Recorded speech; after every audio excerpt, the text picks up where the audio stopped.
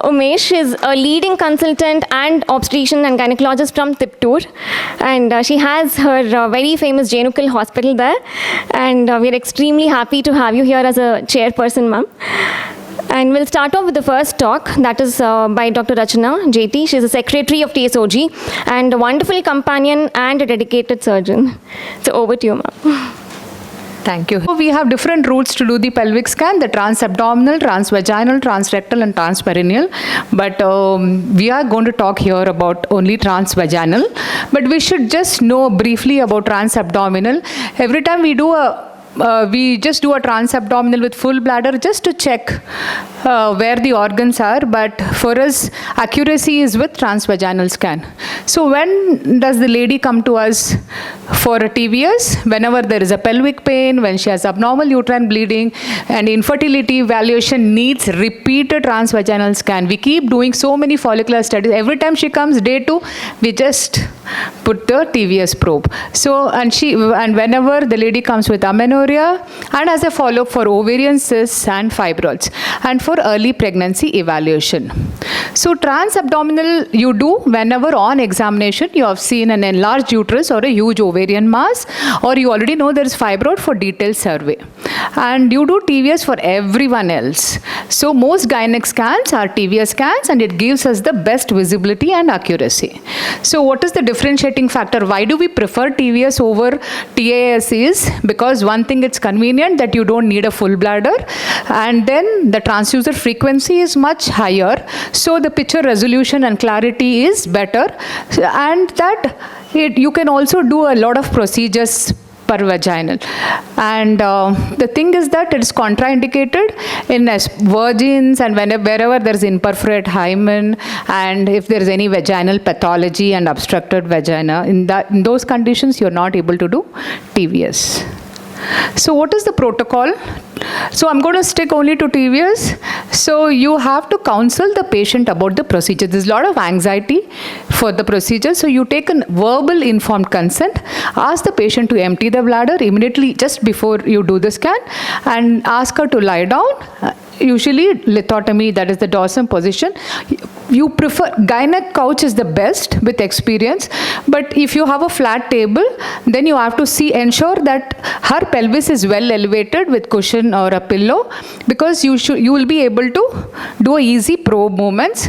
Then cover the patient adequately, because the privacy is extremely essential to avoid patient's anxiety.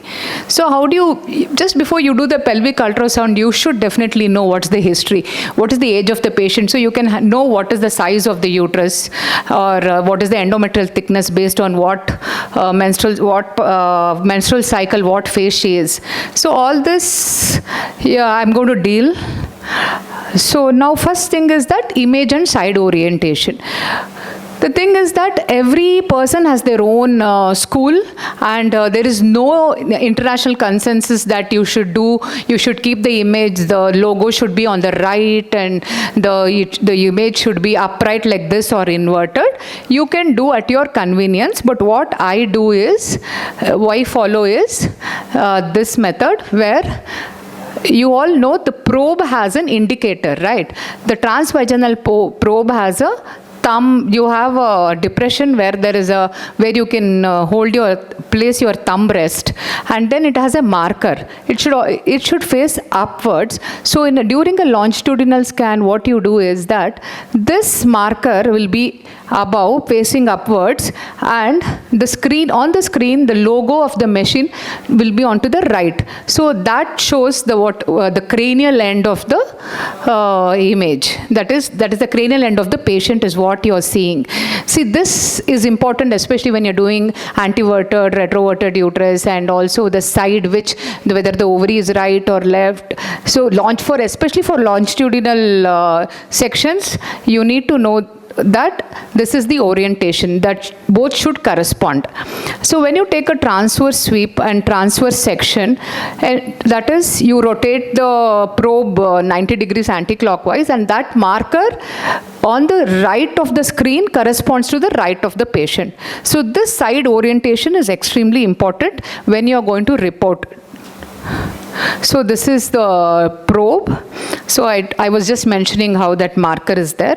The transducer marker should face upwards when you're doing longitudinal section, that is sagittal section. So how do you insert the probe? You apply the gel at the tip of the probe, then cover it with the probe cover and ensure there is no air there. And once you apply, then again apply a little more gel over the cover and gently insert the probe at 45 degrees backwards towards the sacrum.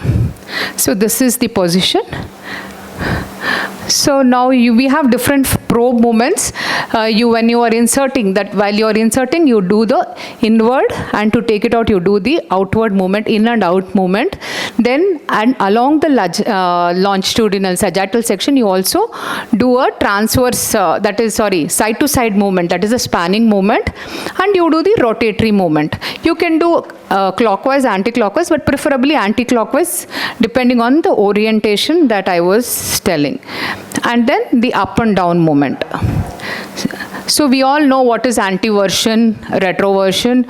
So this is all, we know what is version, that is the vaginal axis and the cervical axis. When they face each other and it's acute, is antiversion. This orientation is very important before you do the scan. So this is the antiverted uterus. I don't want to play this. I want to go to the next image. Yeah, this is the retroverted uterus. The thing is that you have to see where the bladder is. We know the relation of the uterus with where the fundus is. So fundus is closer to the bladder in antiverted, and in retroverted it is away. Next image, go Beko. So you all should know the basic knobology of the machine which you are using. Each machine is different. So you already have your presets for gynec examination. Then as and when we do, you should be able to increase the depth, focus whatever you want to, like if you want to focus on an endometrium. So you should do all the adjustments, magnify, zoom. So we'll do a systematic transvaginal sonography. See, usually what we do is we just insert the probe and directly go reach the cervix. But that's not the way to do so. You have to start slowly from the introitus, because there are so many times we miss out on the vaginal lesions. If there's an inclusion cyst in the vagina, there is chance that we miss, but we are always in a hurry that we make the patient lie down, and sister would have already given us the probe. We just push it in. So this is the way you go about. See, I'm inserting the probe into the vagina. Anteriorly, there you can see the urethra and the bladder. And where's the pointer? And then you hit the anterior fornix. Now you have got the uterus and the cervix. Try to maximize the image. That is, you increase the sector width increased, and then the depth is decreased. Bring the mid-sag section, that is, this is the mid-sagittal section where the endometrial cavity and the cervical cavity both are in line, and 75 to 80% of the uterine image should occupy the screen. So once you get this, you go laterally. Lateral sweeps, these are the lateral sweeps where you see the cornus, and then you rotate that is the left lateral sweep. Then you slowly rotate the probe anti-clockwise and take the transverse. You see go from above downwards. You go to the fundus, see if there is anything, then go downwards slowly and see the tip up to the tip of the cervix. You can see the Nabothiensis. So that's about how you scan the uterus and the movements. I'm going to talk about the measurements in the next video. Where is this?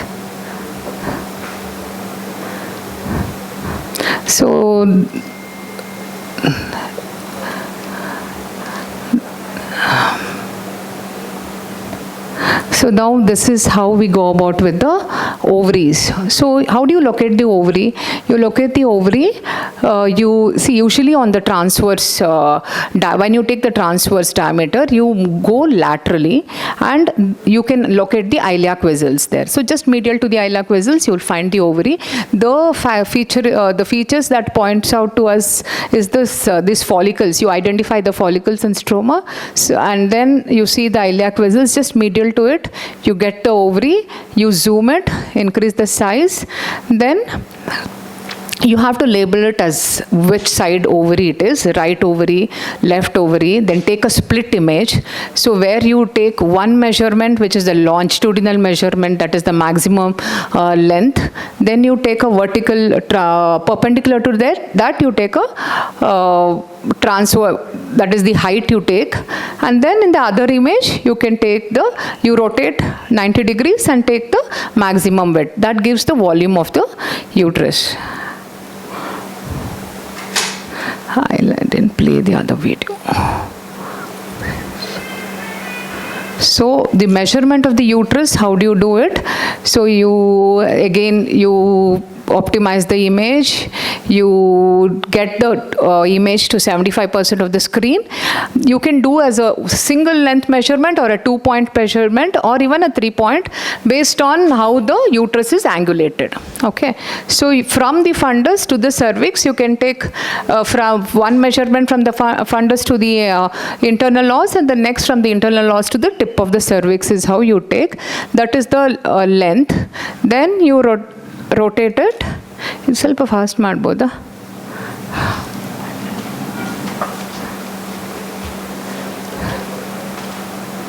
See here, we are taking a measurement from the fundus up to the internal os, and then from the you move your calipers there, you go up to the internal os, and from there you go till the tip of the cervix. Okay, so that gives the length. Then at the maximum diameter, you take the height perpendicular to the length. Then you rotate this probe 90 degrees anti-clockwise and take where the splaying of the endometrium happens. You just below the fundus, you can take the transverse, the widest diameter, that gives the transverse diameter.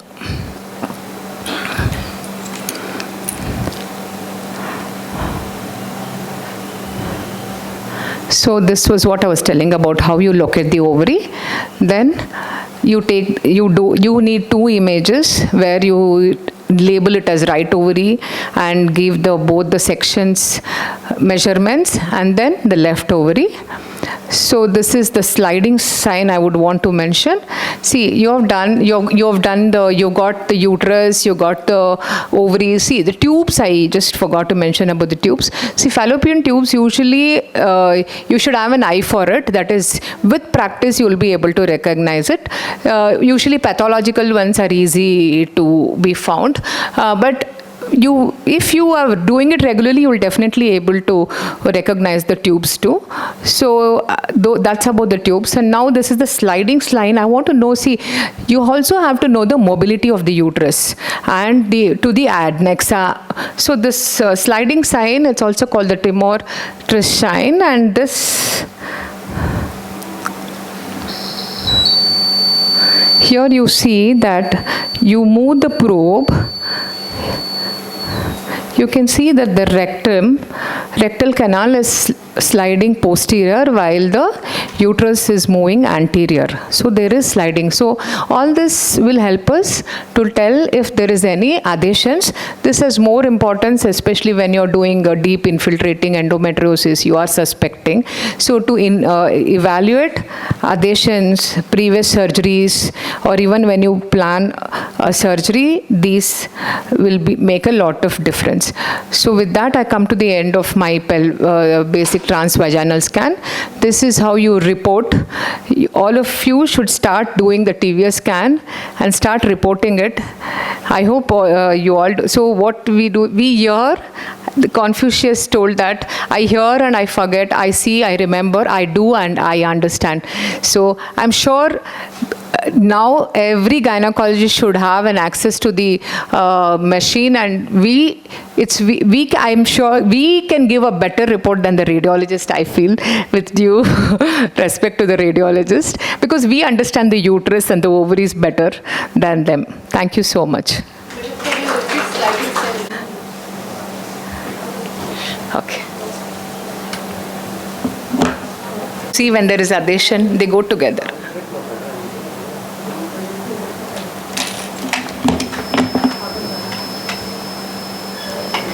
Coming around you, whatever doubts you have, I mean, it'll be common in the sense everybody will be on the same page. But if you have difficulty in following what's done here, then they will be coming around and okay. So yeah. So what we will remove this for now, because we have one volume of TAS. Now when I say volume, the way these cases are uploaded is when we do a 3D scan, we get A, B, and C plane. Now A is the acquired plane, which means we have a region of interest there, and then when we put on the 3D button, the probe is automatically sweeping through our region of interest. Yes or no? So that's acquired. Now we take the volume and feed it into the software, and here, instead of the probe sweeping through the region, you will sweep through this region. So which means you have to get your probe movements right in order to know or identify and diagnose various features in the particular structure. Now here, a small challenge here is when we take 3D volumes, like we do 2D, we want the best. So when we want the best, we want to increase the frame rate. Now frame rate is number of images uploaded per second. So the smaller the area, the better the frame rate. So that's why for 3D, we take dedicated volumes, which means we take volume only of the uterus or only of the ovary or only of the fallopian tube. So when the volumes are fed, you will only get the uterus, the ovary, or the fallopian tube. So when we're looking at the uterus, don't ask where is the ovary, and when we're looking at the ovary, don't ask where is the uterus, because these are all dedicated volumes. Okay, that's rule number one. Second, this is a camera. Can you see? This is a camera. This black area on the probe should face the camera. We have the latest probes here. The black area should face the camera. So when you hold the probe, don't bring your fingers in front, because then the camera is not able to see this part. How to hold the probe, how to move the probe, we will let you know. So basically your camera will face this black area here, and this is the TVS probe. The TVS probe, like in real life, the TVS probe has either a notch or a ridge. Now, I'm sure all of you, who has never done a gynae scan or a TVS scan, then it's okay. We all start from scenarios where we've never done. Anybody has never done? No. So everybody never done. Okay? So you'll come right in front. So that we can, no, I think you take this table, because this will be the monitor table. So the others who have done, how have you done? Now, Rachna showed us 4 different orientations. If you paid attention to that slide, the footprint, you know what is a footprint? Are you familiar with the term footprint? Footprint is like where my foot is there, it's printed. So in ultrasound, whichever structure the probe touches first will be at the footprint. So here the footprint is the arc. Can you see? We will show you. Correct, Aita? The arc which you see. So you can have footprint up, you can have the footprint down. So those of you have done the scan so far, do you all have the footprint up or the footprint down? Up. And you insert with your probe with a probe marker up or down? Up. And then you have your screen marker. Do you know what the screen marker is? Screen marker is the logo of the ultrasound machine. It's important because any scan, whether it is anywhere in the body, you have to orient the probe to the image. That involves orientation of the probe with orientation of the screen marker. So whatever you've done so far is your screen marker on the right or left. When I say right or left, I'm referring to patient right or left. So everybody's to the right. So all of us are on the same orientation, so which is good. Now, what I want you to do is, when you do a scan, you do it single-handedly. There's nobody else holding you. So if anybody has to hold your hand, it is only 4 of us. Optimization. It's just not your movements and your orientation. You need to optimize the image, and optimization is a continuous process. And in the simulator, we do. Everybody got this? Now in real life also, the screen marker is the logo of the ultrasound machine. The screen marker is to the right. You see the screen marker? Where's here? Oh, this is the one, no? Okay, show the screen marker. So screen marker to the right, probe marker facing the patient's head. Got it? So this is my orientation. Next is my movements. How do I move the probe? If the lady is lying down like this, imagine that this center area is the uterus. This is the left adnexa and that is the right adnexa. So when we place our probe just above the pubic symphysis, the probe you can imagine is like a knife going in and just getting one slice out. Okay? Your slice will be like the paper. Just give me a paper. Will be like a paper. Imagine a paper. Everybody imagine a paper. How many sides does the paper have? Side. Not surface. It's 4. So what are the sides? So when you are slicing and getting a paper out and it has got 4 sides, what are the sides? You have a side on top, you have a side below. So this is, the lady is lying like this. So this is anterior, this is posterior, this is superior, this is inferior. Yes or no? So which side? And my probe is sagittal. My probe is sagittal because the probe marker is facing the patient's head. So what do I not know like this? What information am I not getting in this plane? This is called the sagittal plane.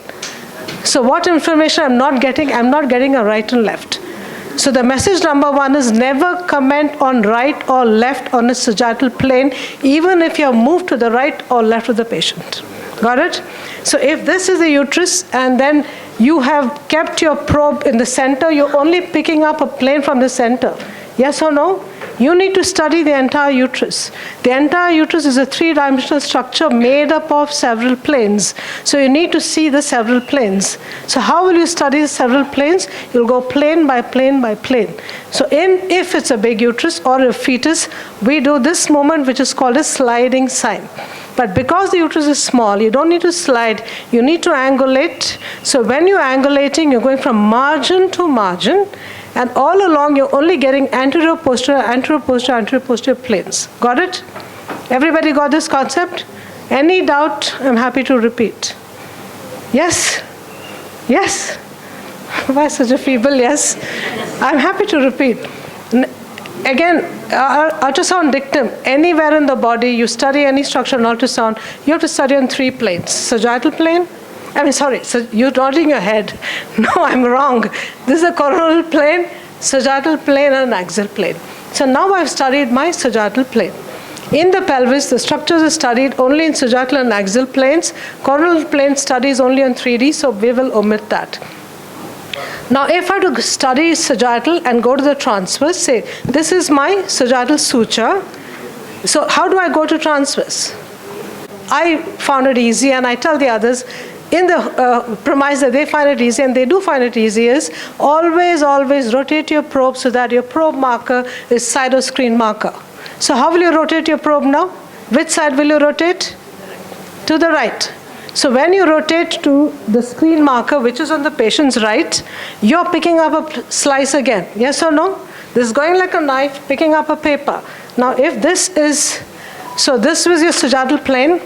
When you go and transverse, you picked up a transverse plane. Now how many sides does this have? 4 again. How many sides? It has 4 sides. What are the sides? Anterior, posterior, right and left. Now you get a right and left. Okay, that's why you must have heard in your own practice or someone else saying, oh, you reported right side. When I opened, it was left side. It was because we didn't do our rotations correctly. Now, once we rotate and then we get our transverse plane, again, you have to see from top to bottom. So what do? You will again sweep up and down. Okay, so with this, let us start. Can you follow? So follow what we do here first. No word like true sagittal plane. Sagittal means sagittal. But when I see an image, how do I know it's sagittal? Is always in a sagittal plane, you have to show the endometrium in continuity with the cervix. Okay? Now remember, the uterus, we presume to be a midline structure, but it will be deviated. So that's why I do my slide rotations. So now follow what's being done here. So this is a sagittal, no. All of y'all got this? Everybody got this? I'll wait till everybody gets. You'll do. No, you have to do the pro. You have to do it. No? Huh? No, you have no. It's not on. You have to. Okay, one more challenge. Everybody listen, please. Everybody listen. Everybody listen. Now here in real life, everybody listen to me. Stop what you're doing. In real life, when we scan, this is a patient's head, this is a patient's feet, this is a screen monitor. We are scanning like this. We are looking at the screen monitor and moving our hands like this. But in the simulator, I'm turning towards and moving my hand like this. It's the same thing. Okay, so here you will hold your probe towards the side of screen, probe with the probe marker towards the side of screen marker. So everybody hold your TAS probes with your probe marker side of screen marker. Where's your, hold your TAS probe, hold it here. This is your scan pad. Where's the probe marker? This is the probe marker. The screen marker is the flower. So you will hold your probe here and you will slide here like this. Okay, now I have some pet phrases, those who have been through with me for training. One of my pet phrases, scanning is not like cooking. Don't do like this. You have to be extremely slow, extremely subtle, which means somebody is seeing you, doesn't know you're making the movements. So hold the probe with a probe marker, side of screen marker, and then slightly slide. Have you done? I told you hold your probe, side of screen marker. Where's your probe marker? Yes, and you will just slide. Now, slide is this. At least have you got the concept so that when you go back, you can practice the same way? So you've understood this? So now slide, you've got margin to margin. So this is sagittal plane. Next, I want to get the transverse plane. So in the transverse plane, in this case, I will slide with my probe marker downwards like this. Okay? Yeah, hold this. Probe marker down, right? That is the one over there. Anyway, all of you have got the hang of movements. TAS, I think as Rachna said, TVS is more important. So shall we go to TVS? So please keep your TS probes away. TAS probes keep away. Now take this stand, fix it here. Why two of you all are there? Vaishnavi, what's happening there? Okay, anyway, nobody is there, right? Now go to the next one. Go to GINECO 03. GINECO 03. Now does anybody want to do a recap of the movements which Rachna said? Anybody wants to do a recap? Or how will you move your TVS probe? Tell me a few things about TVS. All of you have done. It's okay if it's not correct. If it's not correct, we will correct it. If it's correct, then it will reiterate your point. So tell me about your TVS, quickly. You will introduce your probe. Of course, probe covers all that. I will not go through. You will introduce your probe so that it's slightly downwards, not 45. It's okay. You don't have to feel, I'm glad you expressed. Don't worry if it's right or wrong. Introduce it downwards so that it doesn't hit the urethra. Now your TVS will always start at examining the vagina. And as she showed you in the clip, how do you identify the vagina? Vagina is, because two vaginal mucosal surfaces are meeting, they cast a white line. Anywhere in the body. Now this point I will come across later, so have it in your minds that anywhere in the body, two vaginal surfaces meeting will have a white line. So when you introduce, because the vaginal walls are meeting, you get the midline, hyperechoic, that is a vaginal midline. Anterior vaginal wall, posterior vaginal wall. Here we don't have scope for the vagina. So introduce your probe. Here, Vaishnavi, come here. Have you gotten this? Now, one thing I want you all to do is that distraction. Just mute the volumes on all the laptops, please. Mute the volume. Now this is here. How will you introduce your probe? Can you see this flower? Can you see this flower here? This is your probe marker. So you're going to introduce your probe with the probe marker up. And you're going to raise the camera. Anushika and Tripta, just raise the camera and fix it, please.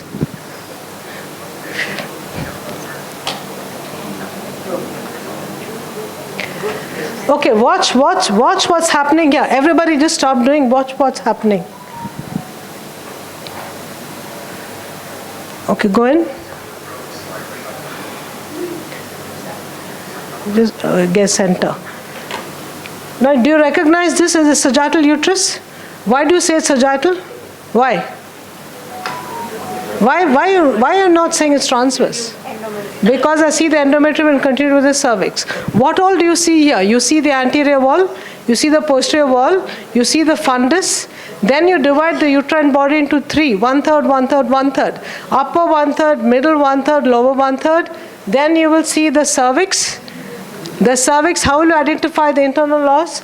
To me, what works is wherever the endometrial pattern ends, that's the internal loss. But a lot of literature, a lot of people will quote that, can you see the utrovesical fold there on top?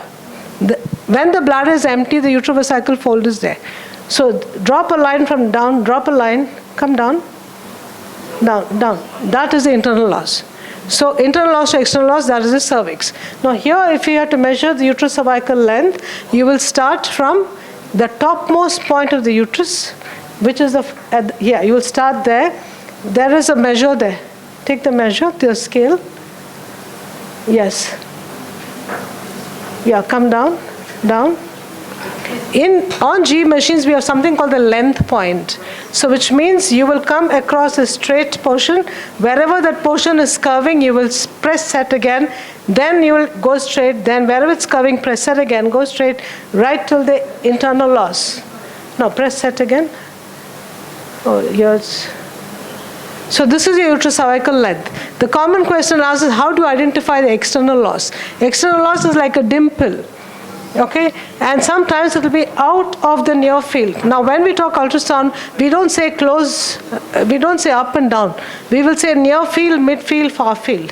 So, because the near field is narrower than the far field, when you get your uterus in the near field, the chances are your external loss has gone out. So, what do you do in real life? You'll just withdraw your probe slightly, identify the external loss, and then freeze it there, and then take a point from external loss to fundus. Now, anterior posterior is the maximum perpendicular diameter to the uterocervical length. No, it's okay. That's the angle. Take the scale again. Take the scale again.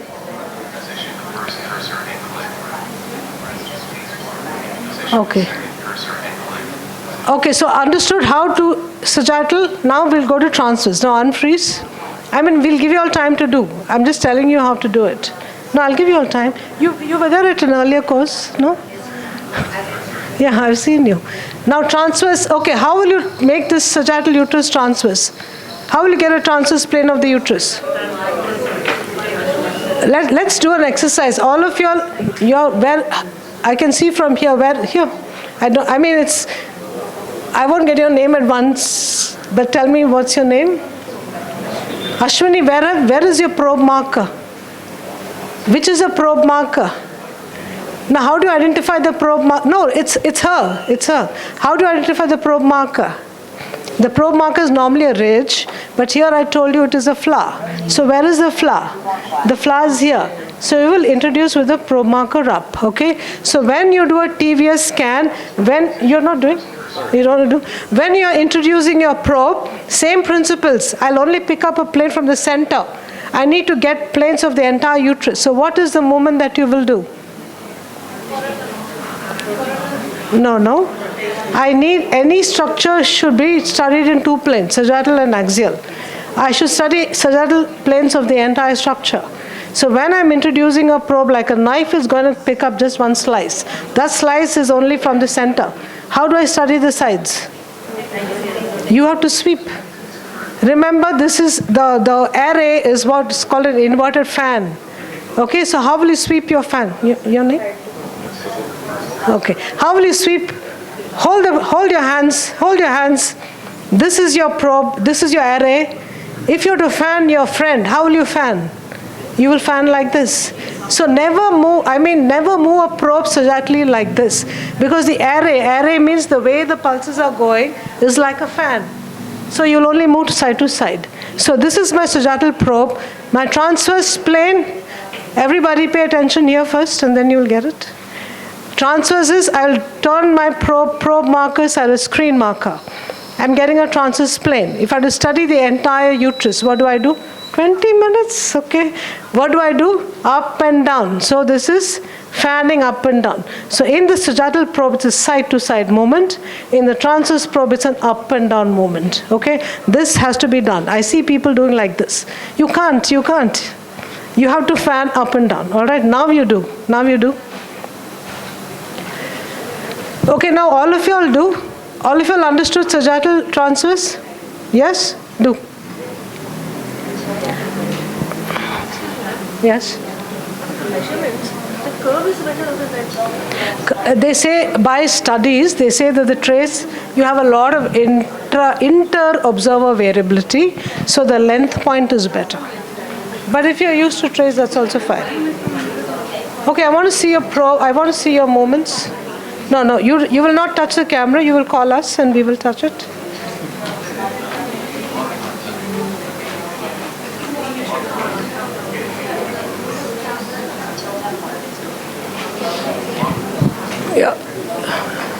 Yeah, okay. And then you will sweep side. Okay. And then for your transverse, you will go slowly. Can you see? Now where will you, I want all of y'all, now you've got the hang of sweeps, everybody's got the hang of sweeps, so I want every table to freeze an image of a transverse plane of the uterus, because the transverse diameter, where is the transverse diameter taken? Where is the transverse diameter taken? Sorry? No, transverse diameter criteria is the maximum transverse diameter. So I want every table to freeze an image for a transverse diameter. We will come around and tell you whether it's right or wrong. Okay, freeze. No, I told you only one at a time. Okay? There's enough. Freeze.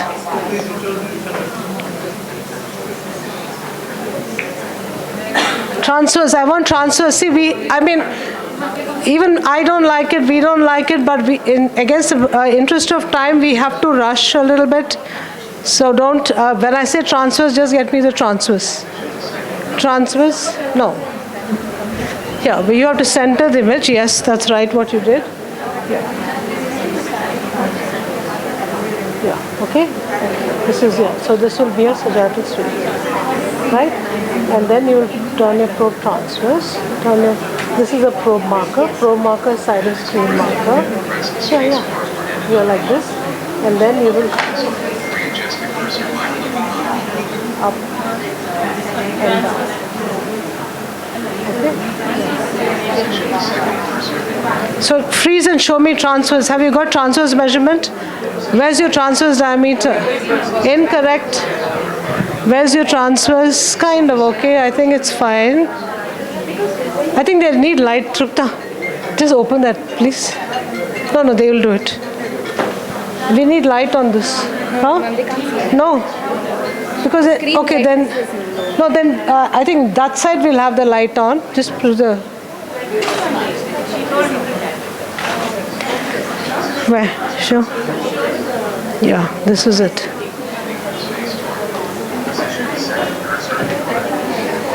Okay, against the interest of time, show me. Yeah, kind of okay. Now, listen, everybody listen. Against the interest of time, you have plenty of scope to practice when you go back to your practices. Time and again, you will see the images transverse diameter. Now, imagine the uterus. The cavity is triangular. That triangular cavity is in a coronal plane. And you are going transverse. So when you start below, what will be the appearance of the endometrium on a transverse plane? It will be circular. Yes or no? Then as you go up, it will become more circular, then a little oval, more oval, and when you go maximum, how will the endometrium appear to you? How? No, express. How will it appear? Divided. Divided, no. Divided in an anomal. Triangle is a shape in the coronal plane. Okay, so this is my uterus. So here, this is my cervix and this is my fundus. So here, slightly circular. When you go on top, what I'm fond of saying, you'll get a lip-like endometrium. Why? Because the uterus is going off into the interstitial portion of fallopian tubes. So if you do not see a lip-like endometrium, your transverse measurement plane is 100% incorrect. If you have to measure transverse, so that's why, when will you get a lip-like endometrium? Which moment? Only when you go on top. So when you don't get a lip-like, when I don't see a lip-like endometrium, I know you've not even done the movement. And if you miss going on top, what will you miss? What will you miss? No, you will miss a splitting. Because endometrium split happens from top to down. So if you don't go right on top, you will not get the correct transverse plane. You will miss the endometrium splitting. Because in the middle portion or in the lower portion, a partial septate uterus, the cavity will appear single. It will appear circular. So that's why all normal scans, please practice the sweep. Okay. Now let's go next. How many minutes for this session? Time up. Okay, go to GS03. GS03.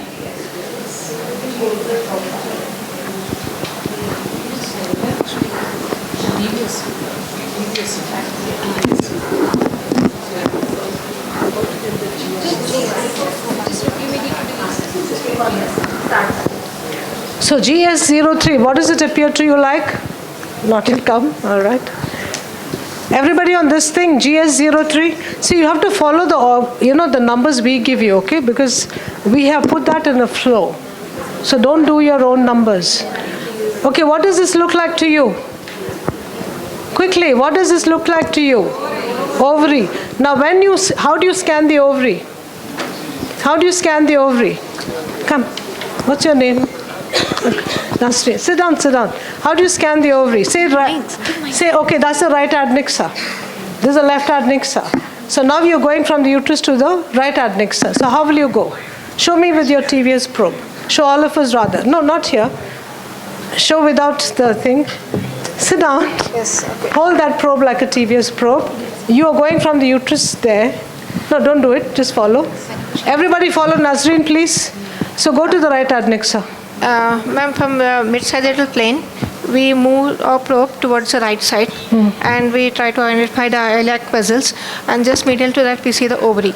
And how we identify the ovary is by looking at the follicles. And ovary is supposed to be seen in two different planes. So at the 90 degrees to each other, and that's how we measure. Okay. Good. Okay. Anything you want to add to her? Anybody else want to add to her? No? Anybody wants to add? Anybody else? Yes? And the position we have to mention. No, about the ovary, about studying the right adnexa. Now, right adnexa consists of the ovary, the fallopian tube, the broad ligament, which is a heterogeneous area with no definite boundaries. You need to study the entire adnexa. So, again, I will go with what she says. You will move your probe, I'm borrowing your probe. I have to face you, but imagine I'm going that side, so this is the right side. So I'll move my probe to the right fornix, okay? The lady is lying down like this. Never stand between the legs of the patient and do the scan. Always stand by the side. When you're introducing the probe, you look at the perineum, but once you've crossed the introitus, look at the screen, don't look at the perineum. The TVS scan starts with the probe at or beyond the introitus where you see the vagina. So as you're introducing, you'll see the cervix. 30 minutes? Okay, I'll do this. Then I will see I'll see the cervix, and I'll see the intrauterine body, the endometrium continues the cervix. Now I'm going to the right adnexa.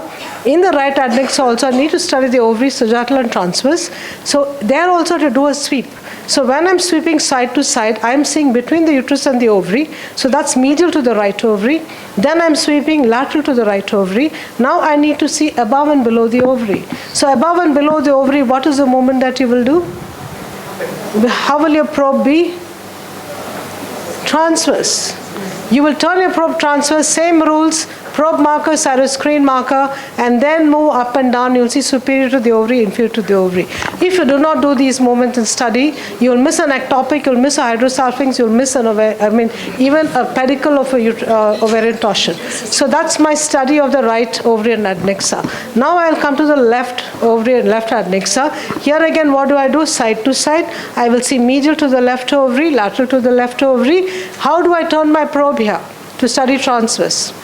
How do I turn my probe? I'm in the left adnexa.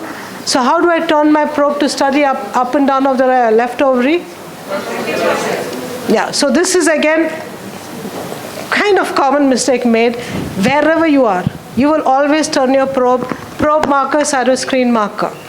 It's not that when you're in the right fornix, you will turn towards the right side. When you go to the left fornix, you will turn to the left side. No, absolutely incorrect. Why? Because your probe marker is aligned to the screen marker. Your screen marker is on the right, which means your probe marker has got eyes only for the right. So when you make your probe marker on the left, it is only picking up the right-sided structure, so you will see the right ovary. So message number 2, very important, wherever you are, from sagittal to transverse, you will always rotate probe marker, yes, I know, put it off, probe marker, cytoscreen marker, and when you have to go from axial to sagittal, it's always probe marker facing upwards. Don't go axial downwards, because if you go downwards, you are again inverting the anterior posterior. Got it? So I think we will stop here. Hopefully we will pick up whatever remaining in the thing. Anyway, clear about the probe movements? Yes.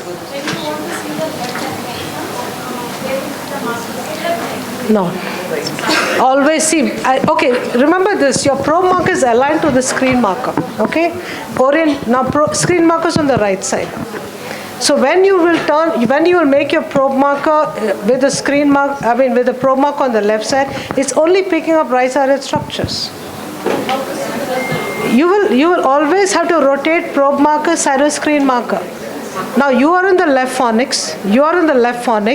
You studied sagittal sweep, where for your transverse again rotate probe marker, cytoscreen marker, because here you are only interested in seeing up and down.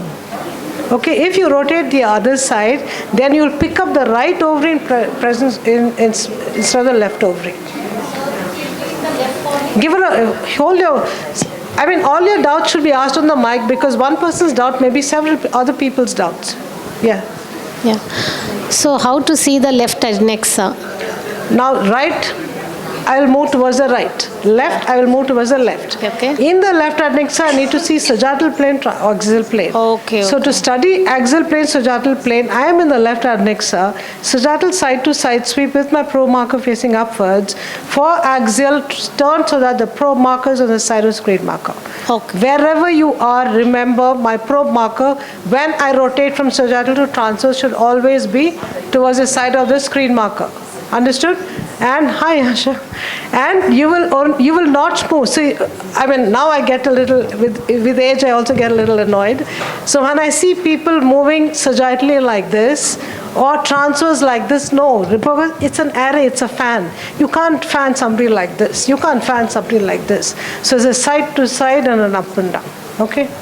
All right, so we will go to the next. Can I connect my laptop? Analysis. Quantitative is where you measure the endometrial thickness, and qualitative is where you take the endometrial echogenicity or pattern, the endometrial midline, the endomyometrial junction. Now I thought thickness will be covered in the initial presentation, but since it was not, let me just open another slide here. Okay, I'll take it here. Endometrial thickness is measured again in a mid-sagittal plane of the uterus. So which means, everybody pay attention here please, because you'll be doing the same thing on hands-on. So when you have to measure the endometrium, you have to optimize the image.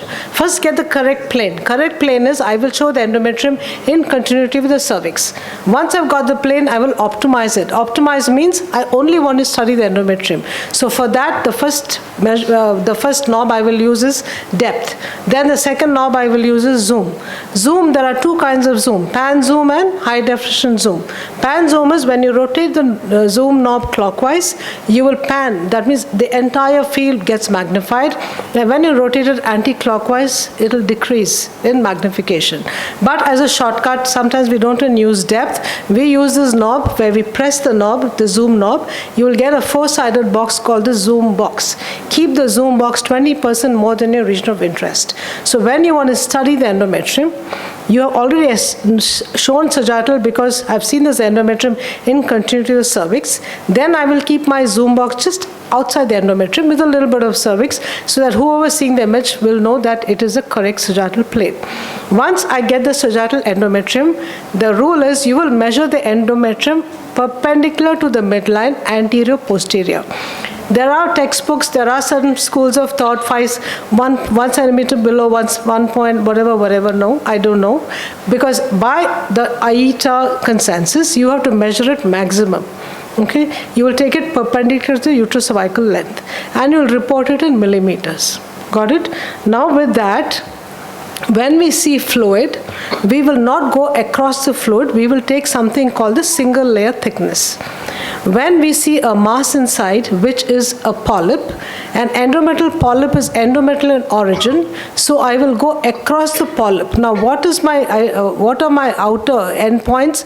This is a basal layer, so the outer aspect of the basal layer without including the EMJ. So the measurement of the endometrium should not include the junctional zone. It should go from outer basal to outer basal across the polyp. If it's a fibroid polyp, it is not endometrial in origin, and therefore I will take the measurement outside the fibroid polyp. If it is a case of adenomyosis wherein the basal layer is not seen, AITA says write non-measurable, but I don't do that. I will say EMJ not well defined, hence an approximate measure of the endometrium is this much. What are the cutoffs? I think I'll just take this slide for want of time. For want of time, just take this slide. This is something I made after going through a lot of literature. Follow this. Okay, pass it on to the others. Now I will look at the pattern.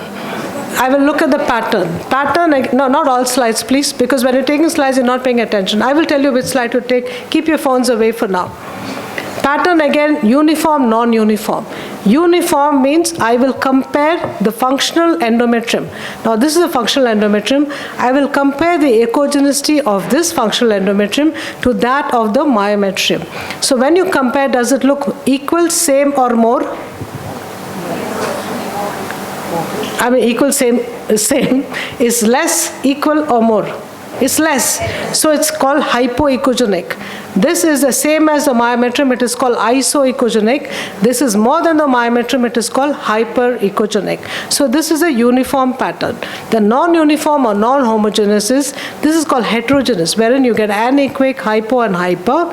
This is called a cystic endometrium, where you see anechoic spaces. The spaces can be single or multiple. They can be small or large. But when you see a cystic space, when you see an anechoic space in the endometrium, it is termed a cystic endometrium. And the third pattern is an asymmetric, wherein the endometrial outline is not uniform.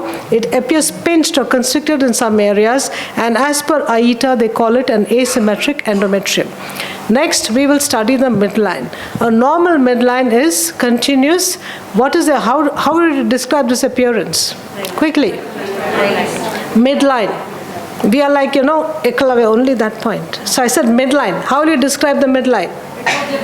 Yes, hyperechoic. Why do you think it's hyperechoic? Now, echogenic is a term we all use. Echogenic simply means the ability of a structure to throw back echoes. So now we want to say more or less. So we'll say hyperechoic. Why do you think it's appearing hyperechoic? Quickly. Why? Because two endometrial mucosal surfaces are meeting. Therefore, they cause a midline. Now, very, very important to note in all endometrium what is a midline, because the midline gives a clue to a lot of pathologies. Now, here the midline is continuous or uninterrupted. So, an abnormal or an interrupted is in cases of an RPOC, cases of fibroid polyp, or a case of an endometrial polyp. After this, we will study what is called the endometrial myometrial junction as per AITA. They call it the EMJ. This is seen as a hypoechoic halo or band around the endometrium to be studied in all planes and best seen on 3D, but we can see on 2D as well. Abnormal EMJ is when it is irregular or interrupted, which means I can only see it here, but I can't see it here. Then I will study vascularity. Now, the good thing of studying vascularity in gynae is, except for infertility, wherein we look at PIR and PSV, in gynae, except the follicle, anything else, you will describe vascularity in terms of color score. For a Doppler, we will use power Doppler. Why do we use power Dopplers? Because power Doppler is able to pick up low velocity flows. In gynae, the vessels are tortuous. So because of these two reasons, color Doppler will not be able to pick up. So always, when you do color, when you want to see vascularity, use power Doppler. Bring down the PRF to 0.3 to 0.6 and adjust the gain. How will you adjust the gain? When you turn the power Doppler knob clockwise, it increases, and when you turn it anti-clockwise, it decreases. So when you do not see color, it is at color score 1. When you see few specks of color, color score 2. When you see fairly abundant color, color score 3, and when from a mile away you can detect color, that is color score 4. So this is your last step in assessing the endometrium. So now let's come to pathologies. An endometrial polyp is just a localized overgrowth of endometrial tissue. It contains glands, stroma, and blood vessels. It may be single or multiple. It may be small or large. It may be sessile or pedunculated, and majority are in the fundus. Now, as per AITA, these are the features. The thickness has got no bearing because it can vary from normal to abnormal. It can be a homogeneous, you see as a homogeneous. When I say homogeneous, what does it mean to you? Uniform. When I say hyperechoic, what does it mean to you? It's more than the myometrium. So you see a well-circumscribed homogeneous mass. Very often you see cystic spaces. These cystic spaces are more common in the postmenopausal age group, and you will not see a continuous midline.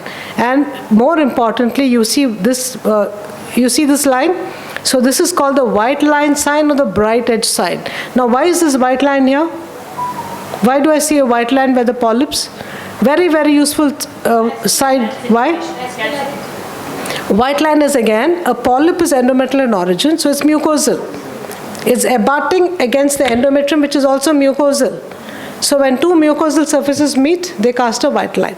The white line sign is very, very useful to look for, and that will tell you it's a polyp. And when we put on vascularity, we see a single dominant vessel called the feeder vessel or the pedicle artery sign, and these are the features that tell me that this is an endometrial polyp. The next pathology we see is endometrial hyperplasia. This is a precancerous, non-physiological, non-invasive proliferation of the endometrium. There are two types, with atypia and without atypia, and they may be asymptomatic or present with abnormal uterine bleeding, usually seen in the perimenopausal age group, and also they can coexist with endometrial carcinoma in 40% of the cases. Now, what is the appearance? Cystic endometrium. Easy to understand? Yes? Or a homogeneous hyperechoic endometrium. Yes, easy. Or a heterogeneous endometrium. Now, every abnormality in the pelvis, please put on color Doppler, or power Doppler. So when we put on Doppler, I will use the word color, but when I'm saying color, I'm not putting on the color Doppler, I'm putting on the power Doppler. There, what do I see? I see a pattern called the multiple vessels, multifocal origin, which means I see parallel vessels crossing the EMJ and coming into the endometrium. This is the most common abnormal Doppler pattern. Or I see a scattered pattern, or I may not see any vascularity at all. So these are the features that go in favor of hyperplasia. Now, when there is hyperplasia, we always have to look for the source of the excess estrogen, and that could be a polycystic ovary, or that could be a follicular cyst. a very, very common presentation of endometrial hyperplasia is what we call the polypoid endometrium. Now, why am I not calling it a polyp? I don't know if I'll have time because I've got volumes on this, but let me explain on this. Now, to an untrained eye, this will appear like multiple polyps, yes or no? Yes. And these are the cases which go DNC, then scan, abnormal uterine bleeding, scan done, polyp. Then again DNC, because of abnormal uterine bleeding, scan done, again polyp. What is that white line? What is a white line that you... So what is that? Midline. So mid vessel. Now what is the treatment for this? Yes, you will do a DNC to rule out atypia. And if there is no atypia, the answer is Mirena. Okay, Mirena, progesterone. So Mirena is the answer for this and not multiple DNCs. Now, endometrial carcinoma, again, very increased thickness, but can be normal as well. Heterogeneous with cysts, an intraoperative midline, an intraoperative EMJ, and multiple vessels of focal origin. Most focal origin means there's a single vessel coming and multiple branches.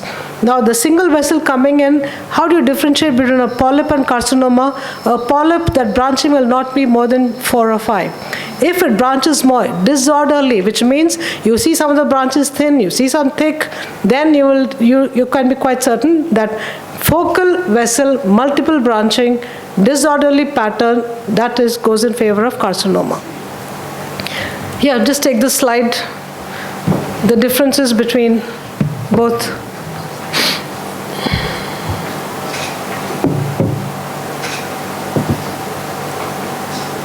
Okay. So differential diagnosis of thickened endometrium. As we say, from today onwards, you will discard reports, one, or you will not report giving thickened endometrium for clinical correlation, no. When you say thickened endometrium, you've got to find the reason for the thickness. And thickness actually has no meaning. So how will you find the reason for thickness? This is homogeneous, cystic. This is an endometrial polyp, fibroid polyp, and an RPOC. When we put on color or power Doppler, adjust the gain, adjust the PRF, then what do we see? We see a single feeder vessel, multiple vessels, multifocal origin, peripheral vascularity. RPOC can be any pattern, disorderly.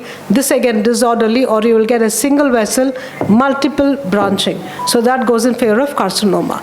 Thin endometrium, anytime the endometrium is 1 to 2 millimeter. Physiologically, you see prepubertal, postmenstrual, or postmenopausal. Pathological causes are chronic infection, mainly COX, prolonged occipal use, and hypoestrogenic states. Synechia or intrauterine adhesions, again suspect when in the luteal phase the thickness is less than 2 and there's persistent endometrial fluid. The diagnosis, it can be just thin bridging bands. You'll never get something going across. Remember, in the endometrium, nothing can go across in the cavity. But if you get going across the endometrium bands, those are synechia. These are mild. That's my... What is that noise outside? Yours. Oh, my time is up. Yeah, I'm almost done. And in severe cases, you get these fibrotic bands. Now, what is the clue here? When I put on color, I do not see any color, and I see the cystic spaces, okay? Now, this is a very important finding we all come across, and we don't know how to go about it. First and foremost, should you report it? Yes, because this can be a cause for various problems like pelvic pain, infertility, dyspareunia, postmenstrual, intermenstrual spotting, abnormal uterine bleeding. And how do we assess, or how do we label it as a cesarean scar niche? We will not use the term defect, we will not use dehiscence. You either call it a cesarean scar niche or an isthmocele, and the criteria is I will measure from the base to the apex. And if this distance is more than 2 millimeter, then I will call it a cesarean scar niche.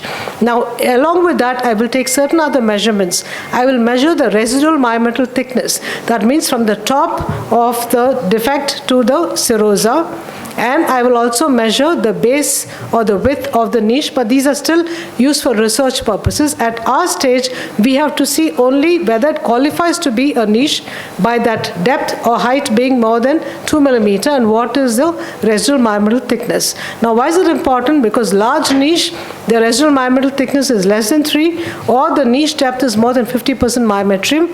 Total defect means no myometrium is a cesarean section site, and if you have a cutoff of 3 millimeter, then this is a good candidate for hysteroscopy. So I think with this we will stop. We'll go to the hands-on. Can you please connect that?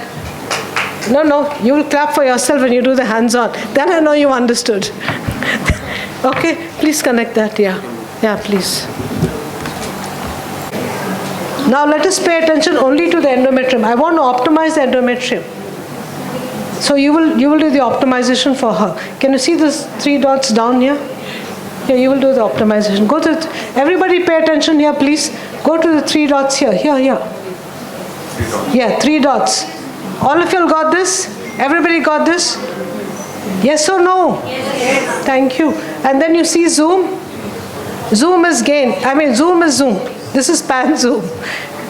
Then second is brightness. Brightness is your 2D gain. Mid-tones is gray maps, which is a function of the preset. We don't use it really routinely. Contrast, very, very important. Contrast, as the term indicates, when I want to see borders, I want to see endometrial border very clearly. I want to see border of a lesion very clearly. On some machines it comes as dynamic contrast, and some it is dynamic range. You will be very stingy with contrast, because if you be as generous as you are with the gain and the zoom, every uterus will look adenomatic, and that's why I think there's an overcall of adenomyosis, because of improper optimization of improper settings. Now let's practice. Now you will do the zoom. Can you see? So when you're zooming, take it out. I'm only studying the endometrium, right? So now get me a sagittal plane. Yeah, you're doing fine. Get me a sagittal plane. Okay. See, this is sagittal plane. Do I see the borders clearly? I think my gain is okay, but you can play around with the gain. Brightness. That's too bright. Bring it down. No, bring it down and bring the brightness down. Yeah, that's fine. Now I want to see the border. Can you see the border clearly? Yes, I think you can do better. We can do better. So let's show them. So we'll do contrast. Go to contrast. Contrast. Some more. Now can you see the border better? Everybody, when you use contrast, can you see the border better? You can see? Everybody use a little bit of contrast and see that you can see the endometrium. So when you're measuring endometrium, it's a good idea to just increase your contrast slightly. Especially because you pay so much of importance to thickness. 6 millimeter, 7 millimeter makes a huge difference, right? Or 5 and 4 versus 6 makes a huge difference. So always use contrast. Now a knob which I am very fond of. Everybody watch here, please. Everybody watch here. A knob that I am fond of is color controls. Go to color controls. In real life, on your machines, it is called tint map. So go to color controls. This is not Doppler. This is tint map. You will see that arrow there. You see that arrow down here. Okay. Go here. No. Anusha, just show this. Everybody watch here, please. You will go to that arrow. Can you see this arrow? Have you got this tint map? Yes?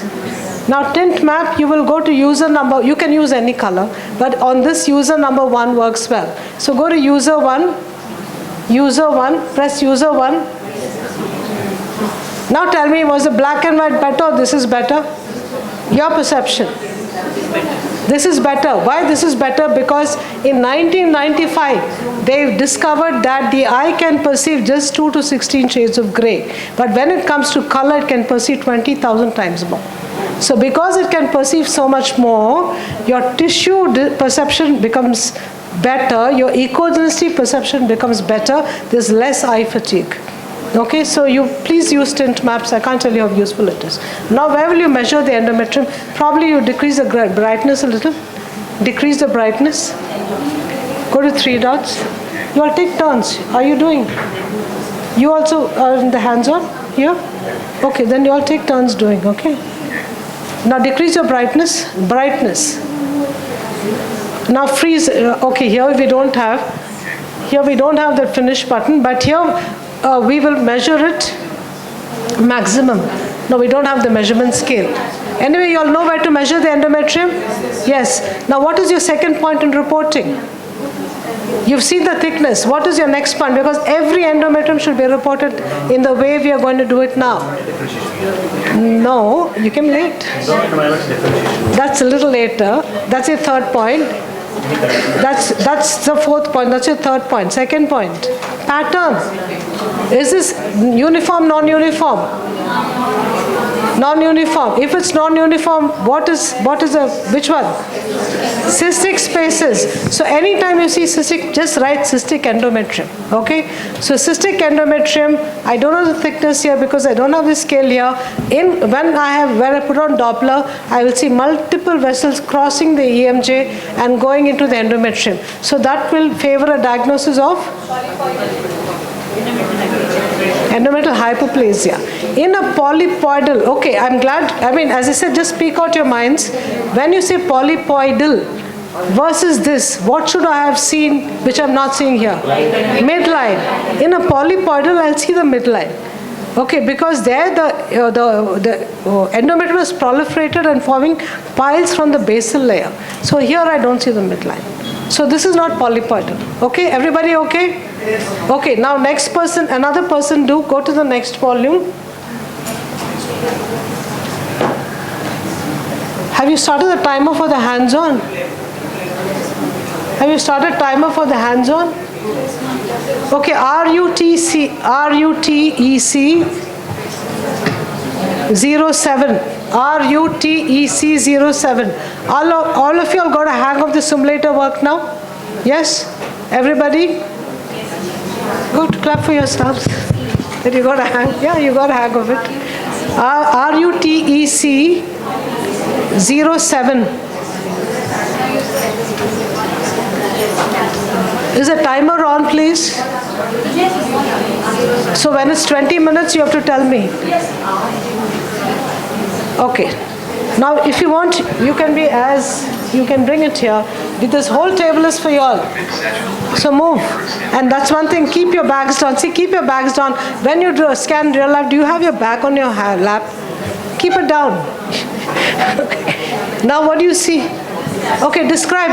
All of you are doing, describe. I don't want the diagnosis, I want the description, like how will you report? Okay, first is thickness, I'm not measuring. Second is pattern. What is a pattern here? What is a pattern? Triple line. So, triple line. Why do I say triple line? Why do we say triple line? 3 lines and then okay, that is one of the one line, but more importantly, the functional endometrium is appearing less echogenic than the myometrium. That's why you're calling it a triple line. Okay, so the pattern is triple line. The midline is no, midline will always be hyperechoic. Why? Because 2 mucosal surfaces. But is the midline continuous or interrupted? Yes. So here your clue is there's an interrupted midline. Why is it? How is it interrupted? Why is it interrupted? Do you see fluid? You will say interrupted by a well circumscribed hyperechoic mass. So what will it give you a clue to? Endometrial polyp. Agreed? Hyperechoic, well circumscribed, interrupting the midline polyp. What is your confirmation of diagnosis? Yes. When you put color Doppler, what do you see? Single. Now I want you to optimize and show me the white line sign. There is a white line sign here. My dear, when she does, you have to do the dots. Do the dots. Everybody show the white line sign. Optimize your image. How's it going there? Tripta? All okay, that's it? No? Okay. Because you have to tell me if I have to go slow.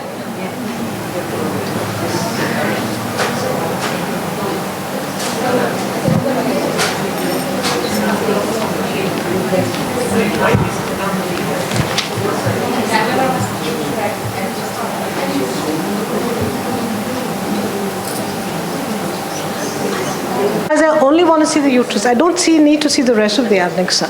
So first is your zoom, yes. And then you will center the image. Yes. No, center. Can you see the white line? Are you able to recognize the white line? Yes? So the white line sign is also a feature of the polyp. Okay? Everybody okay? Everybody okay with this? Okay.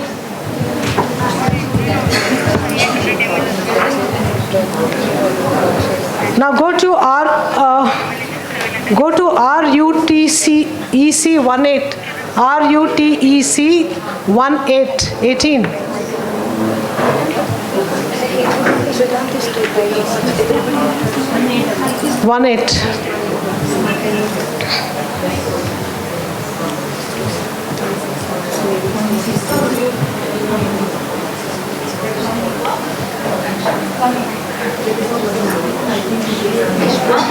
Hi, how are you? Good. Thanks for including me in the work. Oh, no. It is such a practical thing for me.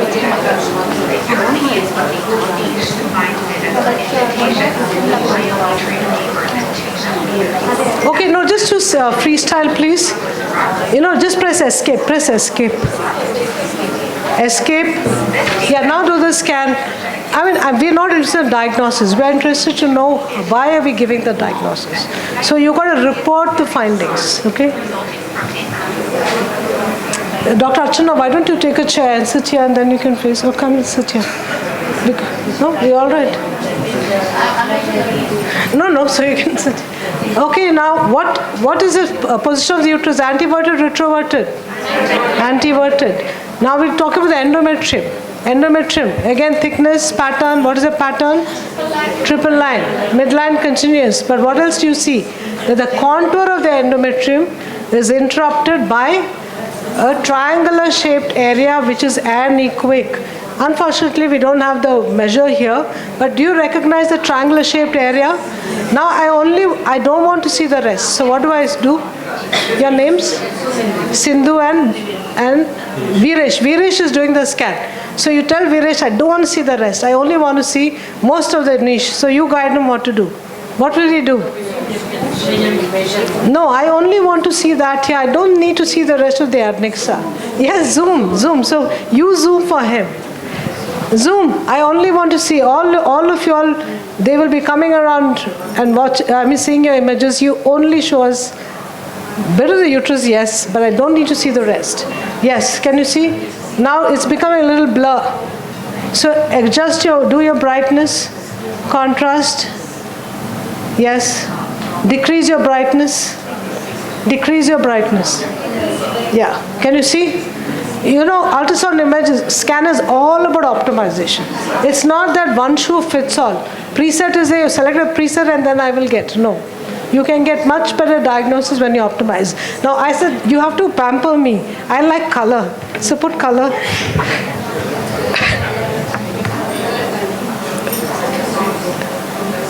No, that, yeah. Yes. Yes. Anything, you choose any color. So can you see starting better? Okay. Now I'll show you now. So this is a niche. Agree? You will report a niche. But how to manage, at least whatever ultrasound literature I have read, there's still no consensus. Probably as clinicians you would know better. Okay, so now let's go to the next one. That is RUTEC 21.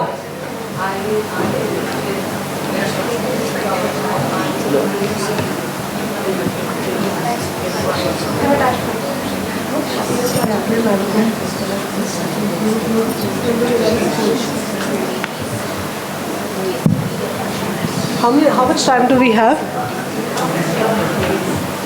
3 minutes. 3 minutes. To 20 minutes or 3 minutes to half an hour? Okay. Okay, describe everybody. Tripta and Vaishnavi all going, okay, that side? They all are getting the hang of it? Because I'm only this side. Can call any table can call, any of us will come. No, show me the sagittal plane.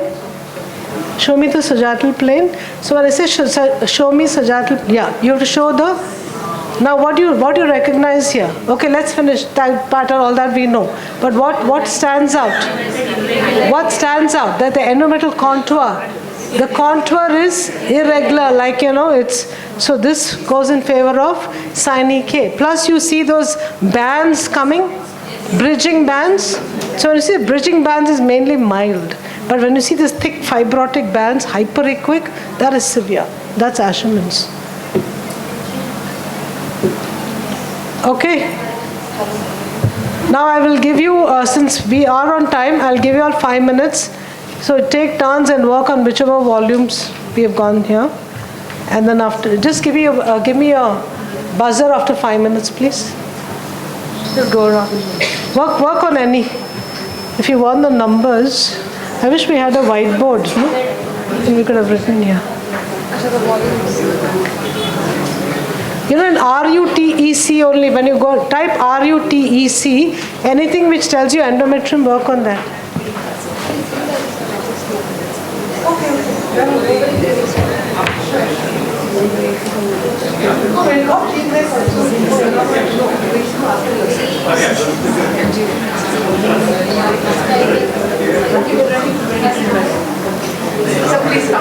Okay, let's all stop, please. विनाशाय दीपज्योतिर्नमोऽस्तुते दीपज्योतिर्नमोऽस्तुते दीपज्योतिर्परब्रह्म दीपज्योतिर्जनार्दनः दीपज्योतिर्परब्रह्म दीपज्योतिर्जनार्दनः दीपो हरतु मे पापं सन्ध्यादीप नमोऽस्तुते दीपब्रह्मरूपस्त्वं ज्योतिषां प्रभुरव्ययः ओ दीपब्रह्मरूपस्त्वं ज्योतिषां प्रभुरव्ययः आरोग्यं देहि पुत्रांश्च मतिं स्वच्छामि मे सदा रवेरस्तं समारभ्य यावत् सूर्योदयो भवेत् रवेरस्तं समारभ्य and all those who are involved in wonderful selection of the workshop topics. And I must congratulate the ultrasound faculty members led by Dr. Supriya. She is always as enthusiastic as a postgraduate or fellowship student. We have learnt from her and many things. Please, ultrasound is going to make a big change, not only in diagnosis now, even in the treatment era. So you need to update. And my humble request to all the youngsters is that update yourself, otherwise you are outdated. So my humble request is keep on updating. And our chief patron, Dr. M.G. Remat, see, look at his age and his enthusiasm. Dr. Nagaraj sir, the senior most.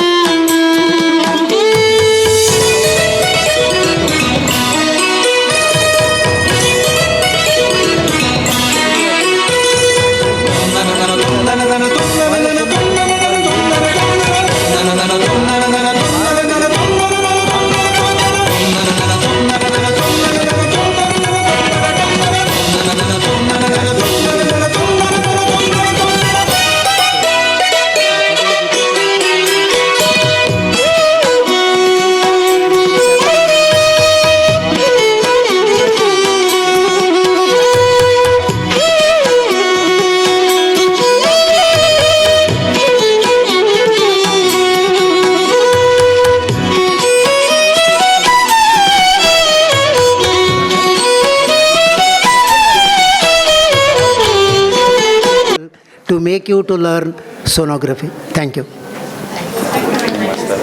And felicitating our dear faculty. So, Supriya, and we are very thankful to Dr. Archana Baser. She was former FOXY chairperson for Imaging Committee, done wonderful works. Thank you for your patience. And please finish at and come to Gangadharaya Hall at 2 p.m. for Dr. Padma Rao CME, and Savyasachi Hall at 4 p.m. for KCOG convocation. From Gangadharaya Hall only. From Gangadharaya. Yeah. Dr. Durgadas, please. Good morning, everybody. I can say this is one of our dream of our Tumkur Obigain Society to have this unique program. At that time, we started interacting with each other about how to go forward. Then the name suggested was Supriya Sheshadri. Yeah. And Hita was instrumental in arranging all those things. And here we are today. Hope you are all enjoying. We have put a lot of effort for this. To tell you very frankly, we have got the modules from Delhi. We had 5 modules in Bangalore. To add to the numbers, 10 modules we got it from Delhi. And today is the result of that effort, what we have done all these 6 months. With these things, I thank everybody for coming and joining this session. Please enjoy, learn more and more. Thank you. Dignitaries on the dais for gracing the occasion. I'm overwhelmed by my talk.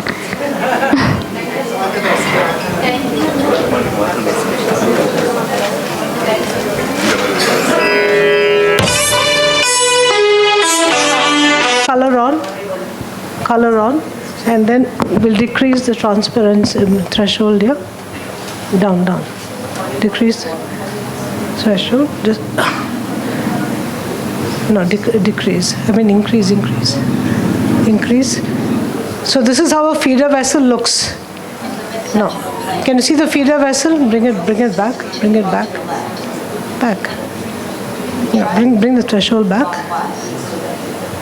No. Show the feeder vessel. Can you see the feeder vessel? So this is how a feeder vessel looks, okay? Now go to the next. All of you appreciate? Now go to next. It's okay. Yes.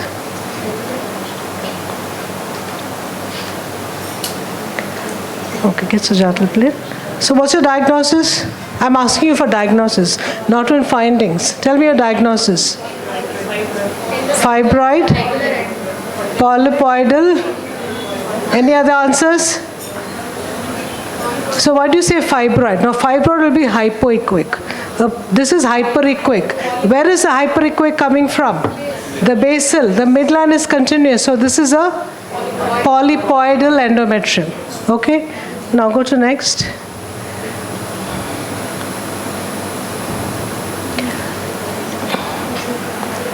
Yeah. Now turn off color when it comes. Turn off color off. Okay, describe the endometrium. Cystic endometrium. Do you see the midline? Do you see the EMJ? EMJ we see. Fairly yes. They can't see EMJ. So what will you do? What will you tell her to do? You do. Contrast. Decrease the brightness, increase the contrast. Increase the contrast. Yes. Can you see EMJ? Can you see the EMJ? Now put on color. Can you see these vessels crossing and entering? Everybody? Back, everybody. So this is multiple vessel, multifocal pattern. So this goes in favor of hyperplasia. Now hyperplasia is histological diagnosis. So we write there, endometrium cystic thickness this much, midline not seen, EMJ regular on Doppler, these kind of vessels seen, hence likely diagnosis is endometrial hyperplasia. Okay, now next.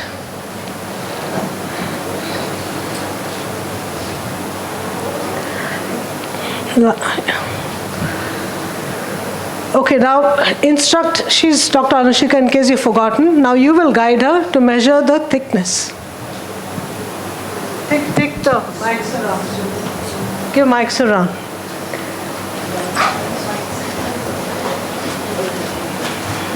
No, I can't see the contour probably correctly. Okay. You will shout out freeze when she's in the right plane, and she will freeze. Go slowly. They have to shout out freeze, and then only you'll freeze. Okay, in real life, when you get something like this, you realize that what you saw a few seconds before was better. Yes or no? So what will you do in real life? What do you do? Cine loop. Yes. You will not repeat the scan. You will just do cine loop. Okay, I will accept this. Now I can do post-processing. So go press the three dots. That means once you've frozen an image, you can still optimize. Here, now what will you do? Decrease the brightness, increase the contrast, some more. Apply color. No, it's too much contrast. Yeah, apply color.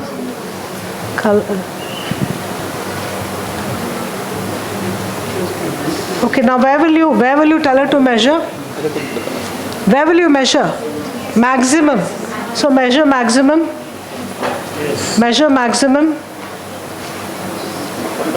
No, lower down. See, they're guiding you. Lower down. Still down. Yes, still down. Yeah, somewhere there. Yes. So has she measured correctly? Still down. That means thicker. Still down. Okay, still down. Now this is the measurement. The measurement is 24.9. So obviously thicken endometrium. Yes. Now take off the measure. Go and repeat the scan, and when I tell you freeze, you freeze. Slowly. Yeah, freeze when you get freeze. Okay, freeze here. Freeze. What is the shape? How does the shape of this endometrium look? Shape. Does it look pear-shaped, leaf-like, or triangular?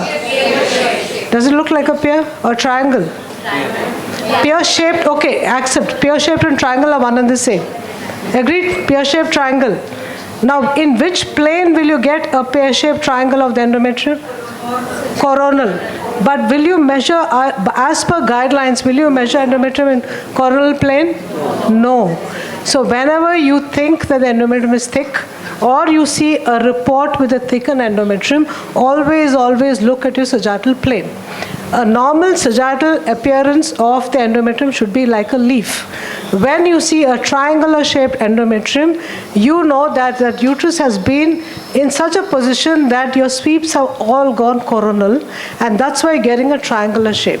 Now if you measure a triangle, obviously it will be very thick, and the lady will be subjected to unnecessary treatment. Okay, so what do you do in this case? You will either do a slight manipulation or cheat a little bit in your rotations to get a leaf-like endometrium, and then only you will measure. Or you do a TAS, or you make her wait and see her again.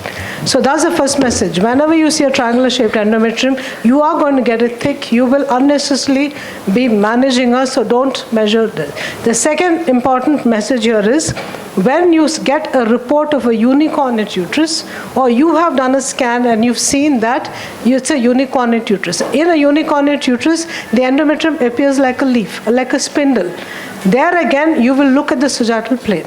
Because if the sagittal plane is coronal, what on 3D translates as axial, perpendicular to that. So one perpendicular plane will be sagittal, wherein it will look like leaf. If it's a true unicornate, in the acquired plane sagittal, the endometrium should look like a leaf, and in the rendered, that is coronal, it should still look like a leaf. So these are the two major mistakes we all can make if you do not recognize that to start with, this endometrium was triangular, and that's why all my interpretations are going to be wrong. Okay, got? Yes? Now go to the next.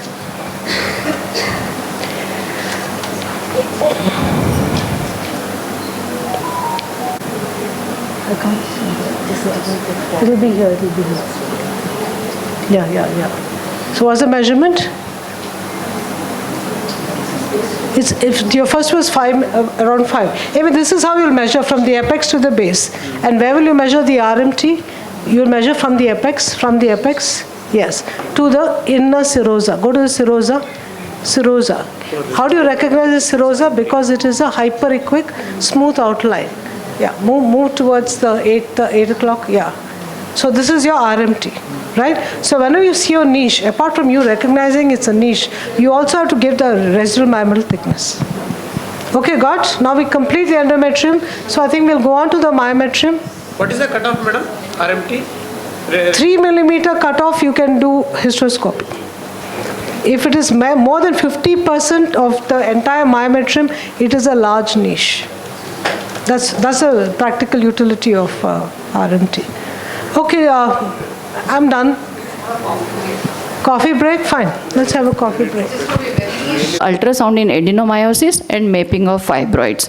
So we'll just do the diagnosis and intraoperative use as well, because the ultrasound use is being extended beyond diagnosis, even in the management as well.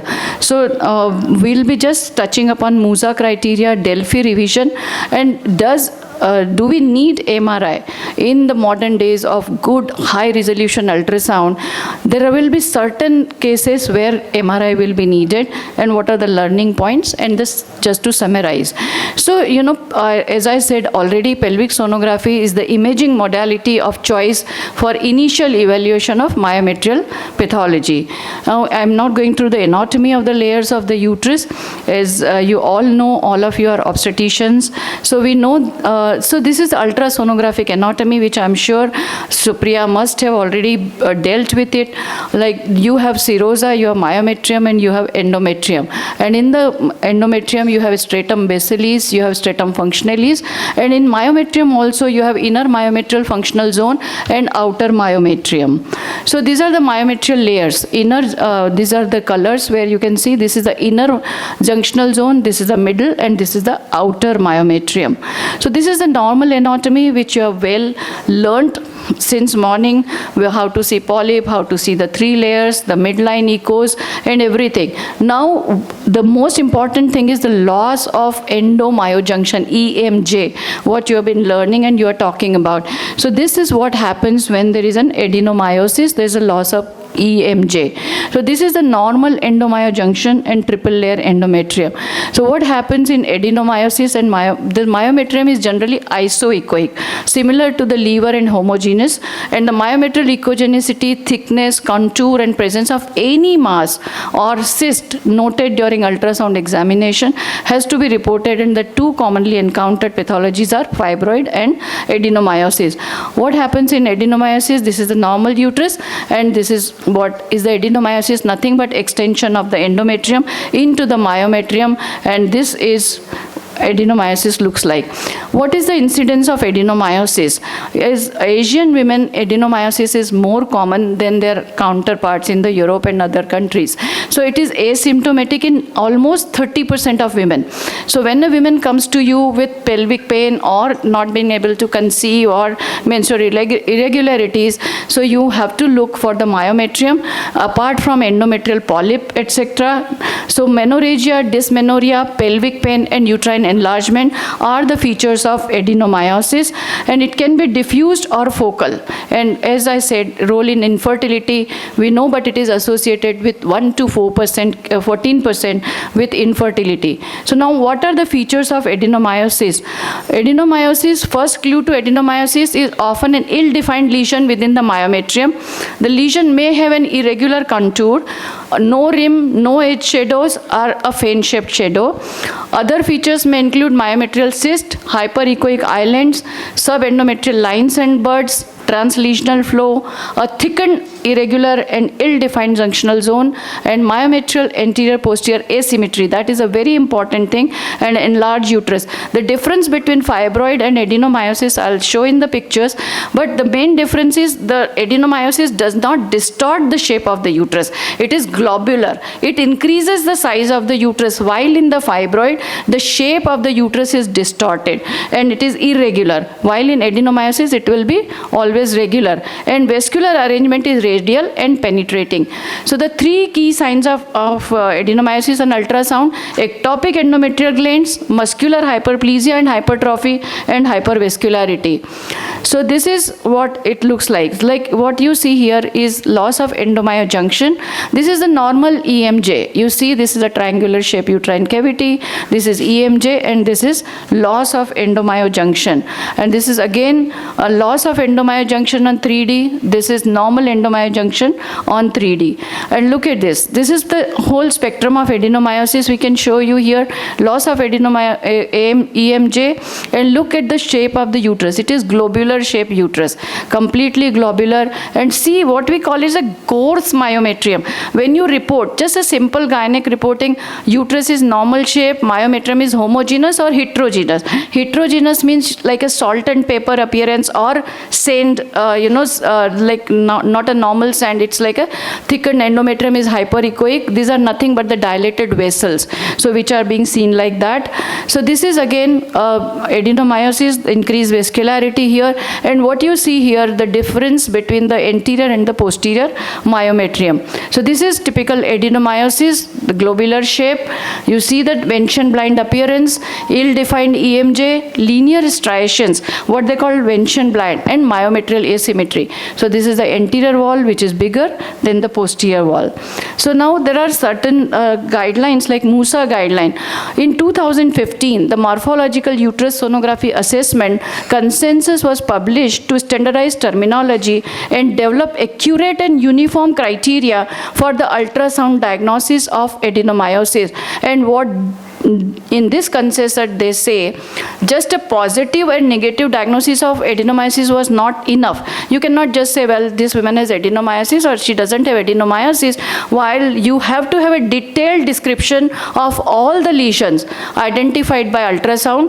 It has to be made, and this way the following characteristics were described, like localization of disease in the affected uterine wall, whether it is in the anterior wall, it's in the posterior wall, left lateral or right lateral, or fundal, whether the lesion is focal or diffuse, or the presence or absence of myometrial cyst, the degree of involvement of depth of myometrium, limited to internal portion, invasion of the entire body of the uterus, or invasion reaching to the serosa, and the volume of the uterus involved is 25%, 25 to 50, or more than 50%, and the size of the lesion. It all will have implication on your treatment plan, medical treatment, surgical treatment, or microwave ablation. So it is important. Basically, it is called mapping. Mapping of the disease by ultrasound is a new thing which is very much in practice, and we all have to learn that, so that we can really quantify the disease and we can really do the management plan as per the disease burden. Now in 2022, this Delphi revision of the Musa criteria for ultrasound diagnosis of adenomyosis divides the ultrasound signs for diagnosis into direct and indirect ones. So considering the presence of at least one direct sign as a mandatory criteria, because some might say, well, adenomyosis, some may say, well, it doesn't look adenomyotic to me, so there has to be some direct signs. So what is the Delphi revision? In this new consensus, the ultrasound characteristic suggestive of adenomyosis proposed in Musa are divided into direct, like cyst, hyperechoic islands, echogenic subendometrial lines, and buds. And indirect ones are what I showed you: asymmetric thickening, fan-shaped shadowing, translesional vascularity, globular uterus, irregular junctional zones, and interrupted junctional zone. So the diagnosis of adenomyosis is made when at least one direct sign is present. So that is very important, the Delphi revision. Now the differentiating between fibroid and focal adenomyoma. Sometimes that becomes a little problematic. So, but we know that adenomyosis is ill-defined and the vascularity is central, while in fibroid the vascularity is in the periphery. Then associated feature of adenomyosis will be there. There is no contour abnormality, as I am emphasizing again, in the adenomyosis, and no edge shadowing. So this is a picture where there is a fibroid. You can see there is what you say the capsule of the fibroid, or this is the fibroid, and this is adenomyosis, and which is a focal adenomyoma, where there is an increase in the echogenicity and ill-defined capsule. So that is adenomyoma. And when you look at the vascularity, this is a peripheral vascularity in the fibroid, and while in adenomyoma, there is a diffuse vascularity. There can be some time, very challenging cases in adenomyoma. This was our patient where this looks like, endometriosis, because it's a ground glass appearance, and we did a laparoscopy and we found that this was an adenomyotic cyst because it was inside the myometrium. And then look here, this is a focal adenomyoma. So, and this is a Venetian blind appearance. If you can see, it's like a sun rays coming, or Venetian blind appearance. So the learning point is adenomyosis is defined as presence of ectopic endometrium within the myometrium. MRI is an accurate tool for diagnosis of adenomyosis and associated condition. It can be diffuse or focal. So now, whether it should do MRI or ultrasound for adenomyosis, I think it depends on, if your diagnosis by ultrasound is pretty good, then you can just rely on this, but ultrasound. But if patient needs surgery, or if it's a recurrent case, then maybe you might have to recommend MRI. So there is something called treatment of MRI. Now this is becoming very popular. That is, transvaginal ultrasound is microablation is coming up as a new modality of treatment of adenomyosis. While performing procedure, ultrasound is needed to guide the ablation probe precisely. So that is for the treatment, microwave ablation. I'm not going into treatment part because today we are here learning the ultrasound features of things. So now just a couple of slides on fibroids. Fibroids, again the FIGO classification from 0 to 8. So this is the FIGO classification. I think my time is going to be up. So this is how you do the FIGO classification. So whenever you are reporting a fibroid, you have to report the fibroid, whether it is grade 1 FIGO or grade 2, so that whenever your colleague is doing, or when you are sending it to someone, or you are receiving the report, suppose if you are not doing your own ultrasound and your radiologist is reporting, please ask them to report it in some particular classification, so that you can do a mapping prior to surgery. And the most important thing is, you do not want to miss the fibroid. Suppose what happens, you all are practicing gynecologists, you will be doing a laparoscopic surgery or whatever, and if you miss a small fibroid which was not reported, and the patient goes back to your another colleague and saying that, well, the fibroids are recur, so that's not right, because it was left at the first place only. So nowadays it is very important from practice point of view, from medical legal point of view, that the disease is mapped before the surgical intervention. And this is a FIGO type 0 fibroid, and this is a type 1 fibroid. So I think once you know the classification, you can do the FIGO 1, 2, 3, 4. And then this is what is intramural fibroid. If you see here a small clipping, this is a FIGO grade 4 fibroid. And then I'll show you, it's again the FIGO 4. And this is the 3D view of the fibroids. If you can put a 3D, you can see where exactly the location of the fibroid. Even you can do the volume of the fibroid, what is the fibroid volume. And this is the laparoscopic versus ultrasound picture, because we are doing both ultrasound and we have a laparoscopy unit where we do this. So we can just see how beautifully it correlates, your ultrasound correlates, findings correlates with laparoscopy. So it helps in counseling with the patient. And now just a couple of more pictures of the fibroid, and I will end here. And this is our book, which I think some of your colleagues have here, Obstetrics and Gynecology Ultrasound for Beginners, where we have given all the details of adenomyosis and fibroids in a very simple way. So, and this is my Guinness Book of World Record for removing largest fibroid in the world, 10 kg, 360 grams. You can just imagine how this woman was carrying this much of a weight, and mother of an engineer. And it was like 10 p.m. in the night, she came with a pain and very heaviness in abdomen. abdomen, not knowing that she is carrying such a big fibroid. And thank you very much for the patients listening. And I'm requesting you to support me in my venture to for the Foxy presidential candidate. And because I think every member matters, I'll be with you, for you, and by your side. And my theme would be technology saves life. Embrace the technology, and ultrasonography should percolate in each and every town and district of our country and of our Foxy member bodies. Thank you very much. Metres intramural. Here again you can have a shared location. Okay. Now let's start. Do what was the thing I said? No. Come here. Or you want to monitor there? I'll monitor. So where is the fibroid or posterior? So in order to say, okay, there's one point I forgot. You should have asked me in fact. In order to know anterior, posterior, what is important? I should know position of the uterus. So which means I should know whether it's anteverted or retroverted. So that's the first thing. Know the position of the uterus. Recognize in the sagittal plane which is anterior, posterior. Recognize your upper 1/3, mid 1/3, lower 1/3. Okay, where is it? Now, where is the fibroid? How do you recognize a fibroid? Why do you say it's a fibroid? Hypoechoic? Then you're telling me through your theory. Show me in your image. Show me an image. Just go. You all are taking turns, right? Show me. Don't show the fibroid without the endometrium. And when you show the endometrium, it has to be sagittal. Yes. You all are really working in dark spaces, but you're doing a good job. Yes. Yes. Only one at a time. Please take turns. Withdraw your probe slightly. Withdraw your probe. Withdraw. Yes. Now you focus. Focus sagittal plane. Focus sagittal. Sagittal means you do a sweep. No, I think they were okay. No. I said they're working in dark spaces but doing pretty well, so it's okay. There's too much of light here. So show sagittal plane. Were you there, the initial? No, that's why you missed it. Sagittal plane means you should see the endometrium and continue with the cervix. Everybody got sagittal plane? Here, please take your bag and keep somewhere else. That's it. Because we need to keep moving up and down. Just keep it there. Or keep it on. Yeah, that's fine.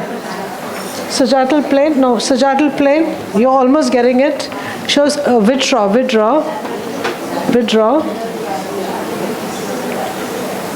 1 minute, I'll do the adjustment for you.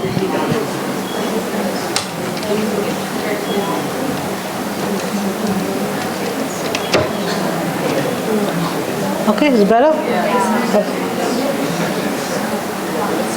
Okay, so where is this fibroid? Most of you have got it. Where is the fibroid? Where is the fibroid? Anterior wall. Then? See, fundal is sitting on top. Is it sitting on top? Anterior wall, upper 1/3. Show the fibroid. Freeze and show. No, you have not shown the fibroid. Okay, tell me what is the challenge? Why aren't you getting the fibroid? Tell me.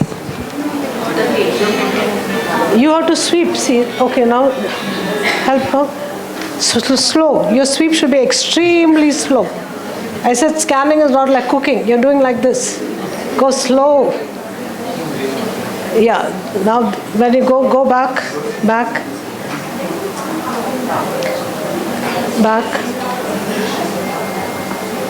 Okay, now freeze it.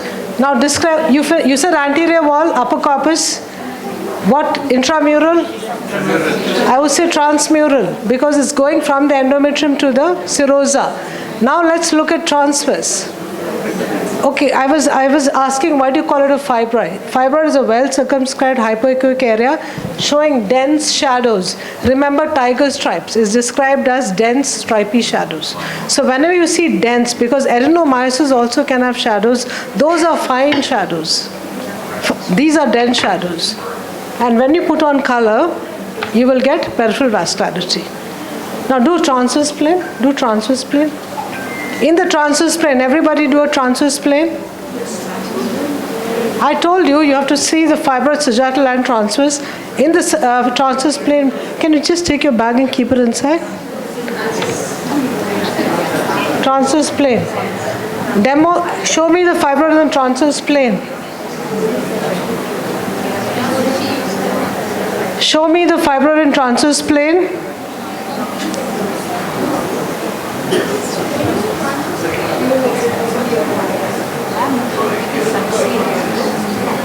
One sec. Yeah. This one. I'll just come to yours. No, where you were here. And then when you go here.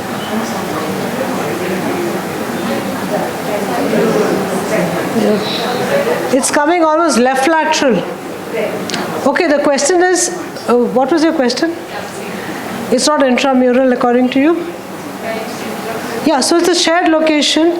Now, when do you say subserous? Why are you calling it subserous?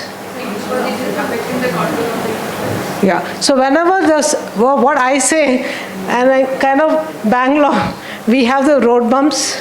When you see the fibroid making like a road bump, when you see like road bumps, then it is subserous. So if you see road bump here, it's intramural subserous. Okay. Now, if it is strictly intramural, we expected to measure the distance of the fibroid to the serosa, distance of fibroid to the endometrium, because the surgeon has to know how much to go in. Okay. Next, go to the next one. Next is RUTEC08.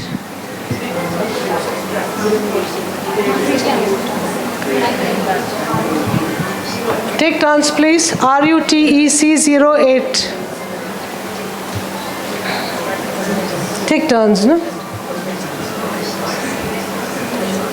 This unit focuses on the sonographic criteria. No, just mute the volume, please. Mute the volumes. Space bar to identify it. So you recognize the fibroid, you have to tell us when tea is ready, okay? It's ready actually. Ready? Okay, we'll stop after this and we'll go for tea. Where is the fibroid? You're not doing? You came late, so you missed all the basics. If you miss the basics, then it's a little difficult in a short time to catch up, but whatever you have a doubt, you ask me, I'll answer. Okay, so where is the fibroid? Why do you say submucous? Show me. Proof is in the pudding, so I'm eating, so show me. I have to see okay, so this is your correct plane. Yes. Freeze it. You used to show the endometrium and the fibroid. I can't see it from here. You show the endometrium. You know what? If I say I can't see, then you will optimize. You will increase your gain. Increase your gain. Yeah, you're getting a good one. Yes, stop. Not there. Yes. Can you see? That's a nice one. Yes. So where is the fibroid? Where is the fibroid? Mid what? Okay, you're saying anterior wall, mid where? Mid corpus, anterior wall. And then where is it? How is it in relation to the endometrium? Sorry. It's when you say indenting or getting into. Getting into. Why do I say getting into? Because you find that the endometrium is suddenly losing its contour. Yeah? So how much is it getting into? Is it getting into it entirely? More than half. So it is submucous type 1. Agree, everybody? I don't see anybody doing a transverse. Please do a transverse. It's easier on the transverse. Easier on the transverse. Yes? Do a transverse also. Can you see on the transverse how nicely you can see it getting into? Okay, so shall we go? We'll take a break. We'll take a break and we'll come back. You say that it's a right and left. So in the sagittal plane, when we do, we only know anterior wall, posterior wall, mid, upper 1/3, mid 1/3, lower 1/3. In order to know right and left, you have to turn the probe. Axial plane. Because sagittal plane, this is sagittal plane, never tell me. Axial plane is right and left. So how do you rotate the probe to the axial plane? The chairperson is answering. You all should be answering. You should always turn the marker, turn the probe, rotate the probe 90 degrees so that the probe marker side is screen marker. When you're coming in that half is a right-sided structure and everything coming in the opposite half is a left-sided structure. So does that answer your question? Okay. Now let's go to RUTEC 08, no? 09. 09.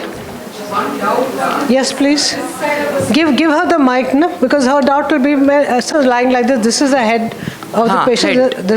And you're standing on the right side. Yeah, scanning from right side. Yeah, you have oriented yourself, if this way means, this screen marker is kept on the right side. Right. For a TVS, any orientation is possible. But in your orientation, if you have kept the probe marker on the right side of the patient, then it's a right-sided. That half is a right-sided half. Okay? Any other doubt? What is in that posterior wall? Where, which posterior wall? Yeah, that the second. It could be another fibroid. It could be another fibroid. Because it is a well circumscribed showing shadows. Could be. Let's concentrate on the one in the endometrium. So what is that? Show me the endometrium sagittal. Show me sagittal endometrium. I hope all of you are taking turns.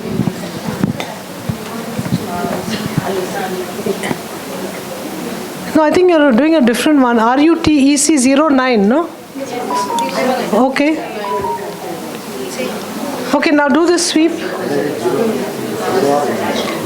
Now what I want to impress upon you all is which I just noticed on another table. Start the sweep. No, as you're entering. Here, just. No, one sec. Just get the endometrium without the fibroid.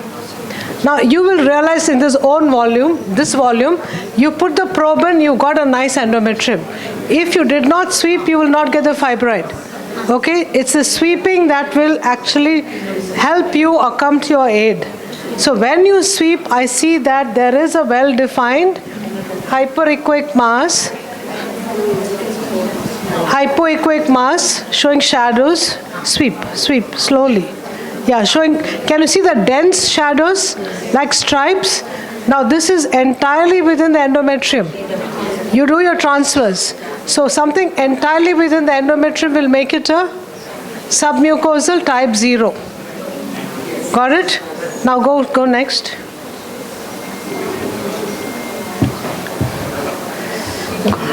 Next will be DUN 24. DUN, type DUN 2448.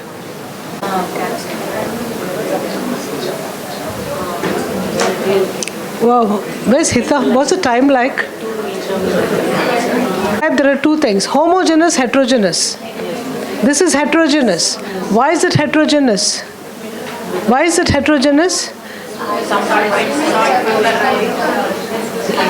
Yes, you see plenty of hypoechoic, well-defined hypoechoic. Let's ignore the small ones. Now when you sweep, you see a big one coming. Can you see a big one coming? Now when you sweep in the sagittal plane, I'm really not able to see this fibroid in relation to the endometrium clearly. Agree? So whenever you're not able to see the fibroid and the endometrium and give its relationship, your transverse plane is the savior. So turn to transverse plane. Sweep. Now what do you see? Can you see there's one fibroid entirely right lateral, one fibroid entirely left lateral? You take of yourselves, no? You take of Anushka takes of picture. Now can you see that this fibroid, here this volume, these fibroids are entirely lateral. That's why when you did a sagittal sweep, you could not show the relationship of the fibroid to the endometrium. Sometimes a shared location, even in a shared location, because in a transverse plane, you know anterior, posterior, you know right and left. So in a transverse plane, it will give you more information than sagittal plane. But what information can a still image of a transverse knot give us? Whether it's upper corpus, mid corpus, lower corpus. For that, you will still need the sagittal plane. Okay? All of you are clear? Now we will go to RUTEC 15. The diagnosis is given, we're not interested in that. But how did you come to the diagnosis of adenomyosis? Okay. What is the shape? Globular, then? Cystic area. So what do you call the cystic areas? No. What do you call the cystic areas? Myometrial cysts. Okay. Sorry, somebody said ectopic endometrium. So those are called endometrial islands. Can you see this hyperechoic? If you took, you gave a child crayon and then they will just put these blobs like thing. You see those, which gives us the salt and pepper appearance, those are endometrial islands. Diffuse margins. So here, diffuse margin, in fact, you can see an adenomyoma. Okay, lower down. Can you see? An ill-defined structure with fine shadows. So here we see an adenomyoma, we see myometrial cyst, we see a globular uterus, we see endometrial islands. In these, which are the direct features and which are the indirect features? Because you heard Dr. Archana say that an adenomyosis should never be diagnosed based on the presence of indirect features. So when we see indirect features only, what are the indirect features? Globular uterus. And those are fine, it's called fine striations. Globular uterus, fine striations, asymmetric myometrium, that is indirect features. So in that, the Musa says that when we see only indirect features, we are expected to send the lady for assessment of the junctional zone on 3D. So junctional zone abnormalities, either it will be an irregular junctional zone or an interrupted junctional zone. But here we see two direct features, okay? So recognize this adenomyoma versus a fibroid. The difference is very distinct, right?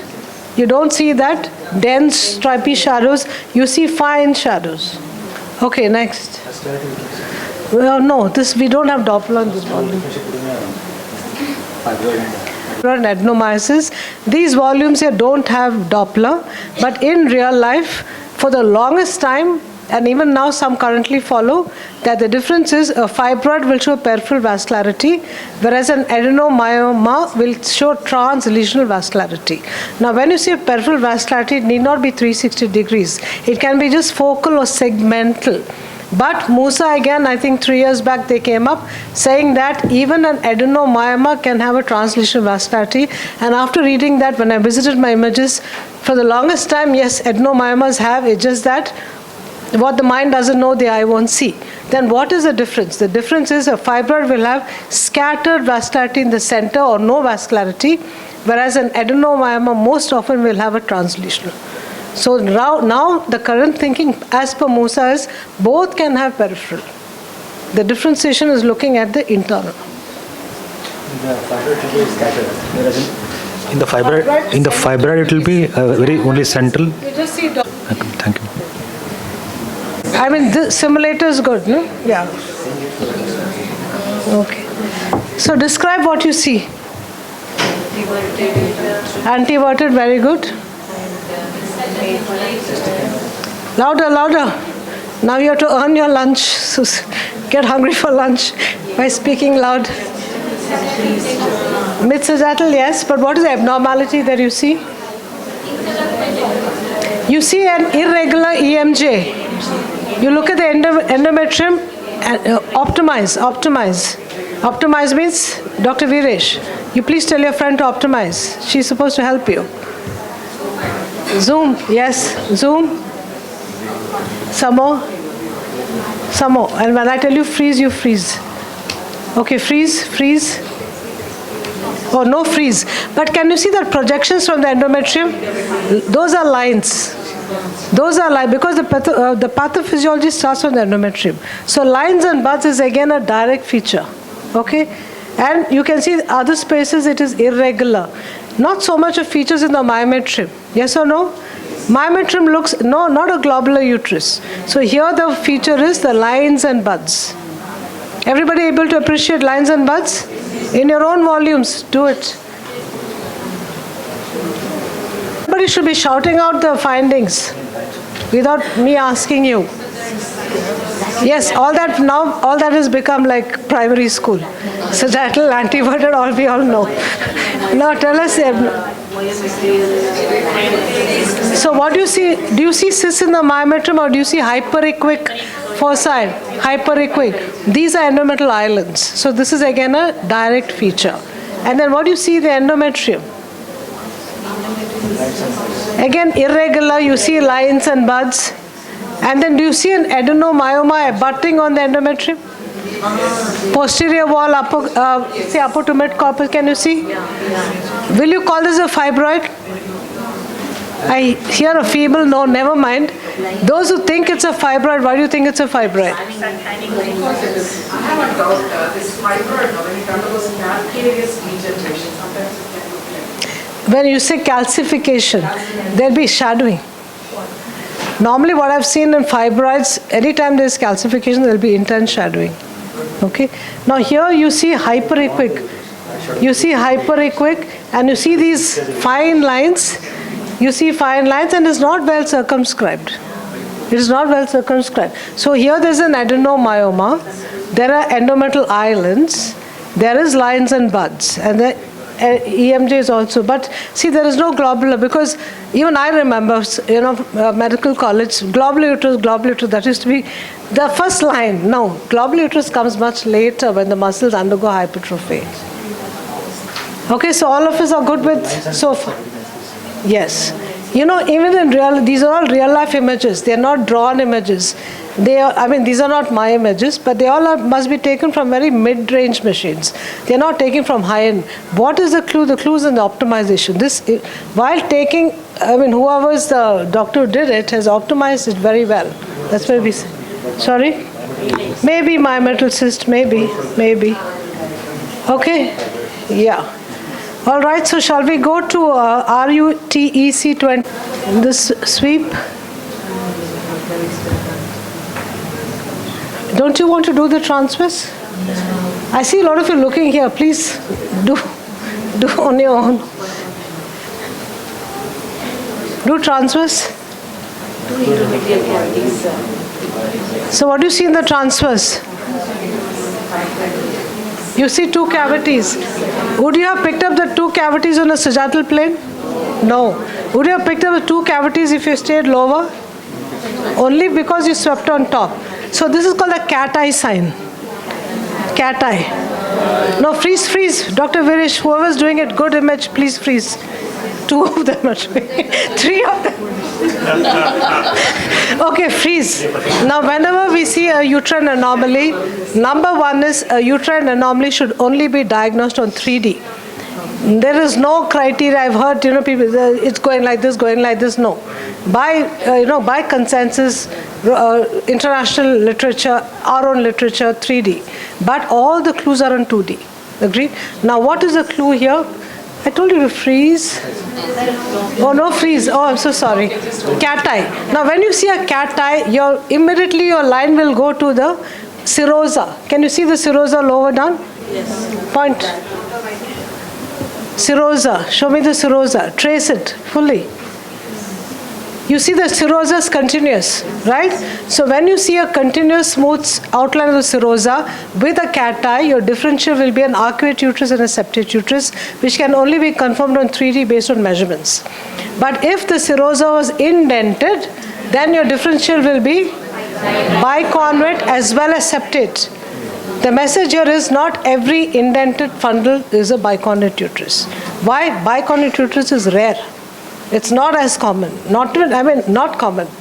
So most often it is a septate uterus which is reported biconvate because they saw the fundal indentation. No, it can have fundal indentation. Again, measurements will differentiate. Now here there's a fibroid. Show me the fibroid here.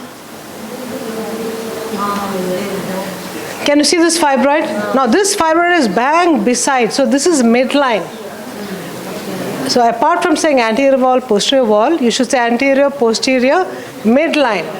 So when the surgeon, he or she goes in, they know exactly to nick in the midline. If you say posterior wall, it could be either on the right lateral, left lateral also. Okay? All right, so all of you are okay so far? Now we will do some demos here and you all have to shout out the answers.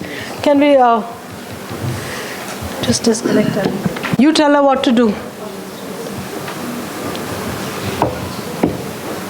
So this is a fibroid, agree? Hypoechoic showing dense shadows. Now which wall is this? Why do you say anterior? Retroverted, okay? So this is the importance of identifying which wall. So anterior wall, which corpus? Mid and lower corpus. What kind of fibroid? Intramural, subserous. Can you see the bumping off? Plus go to transverse plane. Go to transverse plane. Where is it on transverse? Can you see it? Where is it? Right lateral. Agree? That it is coming beside. So this is an anterior wall, mid to lower corpus, intramural, subserous, right lateral. So with such precise information, there's least amount of handling, I would presume, during surgery. Okay? Right posterior lateral, anterior lateral, that also you can. You have to write. You have to give. Study in 2 planes, okay? Now go to the next one. No, it's okay. We don't have time. Which wall? Which wall? Posterior wall. Lower corpus. Lower corpus. Intramural. Anything else? It is not. It is pushing the endometrial cavity. So this is a. Okay, you all will agree that it is pushing. It's not getting into. Why? Because when you look at now, just do a sweep, Tripta. See anterior wall in upper to mid corpus. Freeze. Freeze. You frozen? See this one. Can you see here? Can you see this? So this is also fibroid. See the difference between this when it is getting into. Can you see this getting into the endometrium, whereas that is just pushing away? So one is indenting the endometrium, the other one is having a submucous extension. So this, I would say, the top one is a submucous type 2 and the lower one is a indenting. This is a hyperechoic fibroid. A lot of hyperechoic. When it has a lot of fat, then it becomes hyperechoic. Okay? Looking like? It can have, because of degeneration, you can have cystic spaces within. Okay? Here you see the edge shadow. Can you see the shadow on the edge? Can you see shadow at the edge of the fibroid? That again is a feature of fibroid and not adenomyoma. Okay? Yeah. Now go next. I think partial septate we have done. Go. Okay, do the sweep, sagittal and transverse. And you got to tell me whether it's normal or abnormal. Obviously I've given unicornate, you're not going to shout out normal. But if you say normal, I want to see why you said normal. So now just observe the sweep.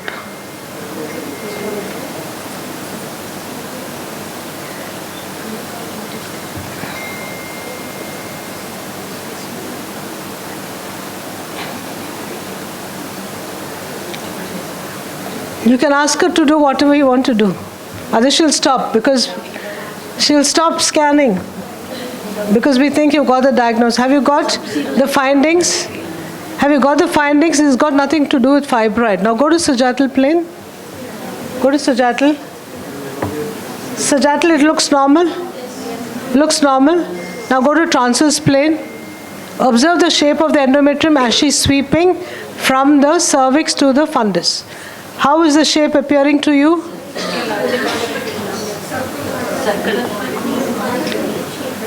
Huh? See, it's okay.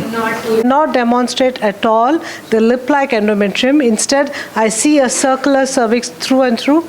And then start counting. Okay. In a way, you're right. See, this volume is very obvious. Okay. But even when you're doing your antral follicle count, or when It doesn't look 20. Okay, before that, stromal is not a criteria. Arrangement of follicles is not a criteria. These two are not criteria. Stromal hypertrophy, we do pay attention to why. We say stromal hypertrophy because there's more stroma. That stroma appears hyperechoic compared to the myometrium. So if the stroma is isoechoic or hypoechoic compared to the myometrium, that is just a multifollicular ovary. Multifollicular ovary you will get in pubertal, weight loss, amenorrhea, hypothalamic anovulation. There the differentiation is the stroma, and this multifollicular ovary will become normal when the condition disappears. A PCO at 10 children, that appearance will not, the stromal hyperechogenicity will not disappear. But we pay attention, but that's not a criteria. Now coming to counting follicles, how do you count? We will count on what is called the best plane of the ovary. Best plane means the ovary is like an almond, right?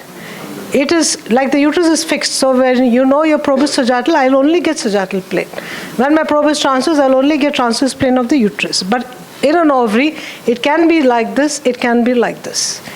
So you have to identify the best plane is always the longest plane. Because of the shape of the ovary, the best plane is always the elongated plane. A perpendicular plane to that will be circular. So you will not count follicles when you get a circular plane of the ovary because that is not the best plane of the ovary.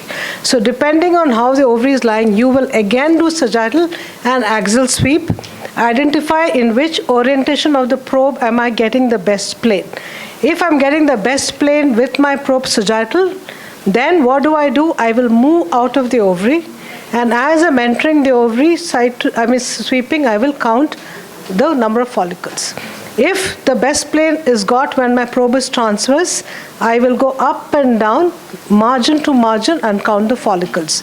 There is no, absolutely incorrect if you count the follicles once sagittal and once transverse. Why? Because you're counting the same follicles. So the rule in counting follicles, whether it's the antefollicle count or PCO, is select the best plane of the ovary. The best plane of the ovary can be either when my probe is sagittal or transverse. Once I've got this best plane of the ovary, then I will count margin to margin. I'll only count 2 to 9 millimeter follicles. And if it's more than 10 and more, I will omit that from the count. Okay, got it? Next. You will never give, I have to mention this even if you don't have time. I need 5 minutes extra. Now suppose 17, 18-year-old girl, you see this follicles, will you label it as PCO? But I see a lot of reports. So why won't you label it as PCO? So what is a criteria to label a young girl as PCO? More than 8 years from menarche. More than 8, you will never label a PCO in a girl who's less than 8 years from menarche. Okay? If she's less than 8 years from menarche, she could still have PCOS. For PCOS, PCOM is not the criteria. The criteria is the menstrual cycle, your estrate. That's clinical, so please look up that guideline. Estrate criteria is given menstrual cycle and also signs of hyperandrogenism.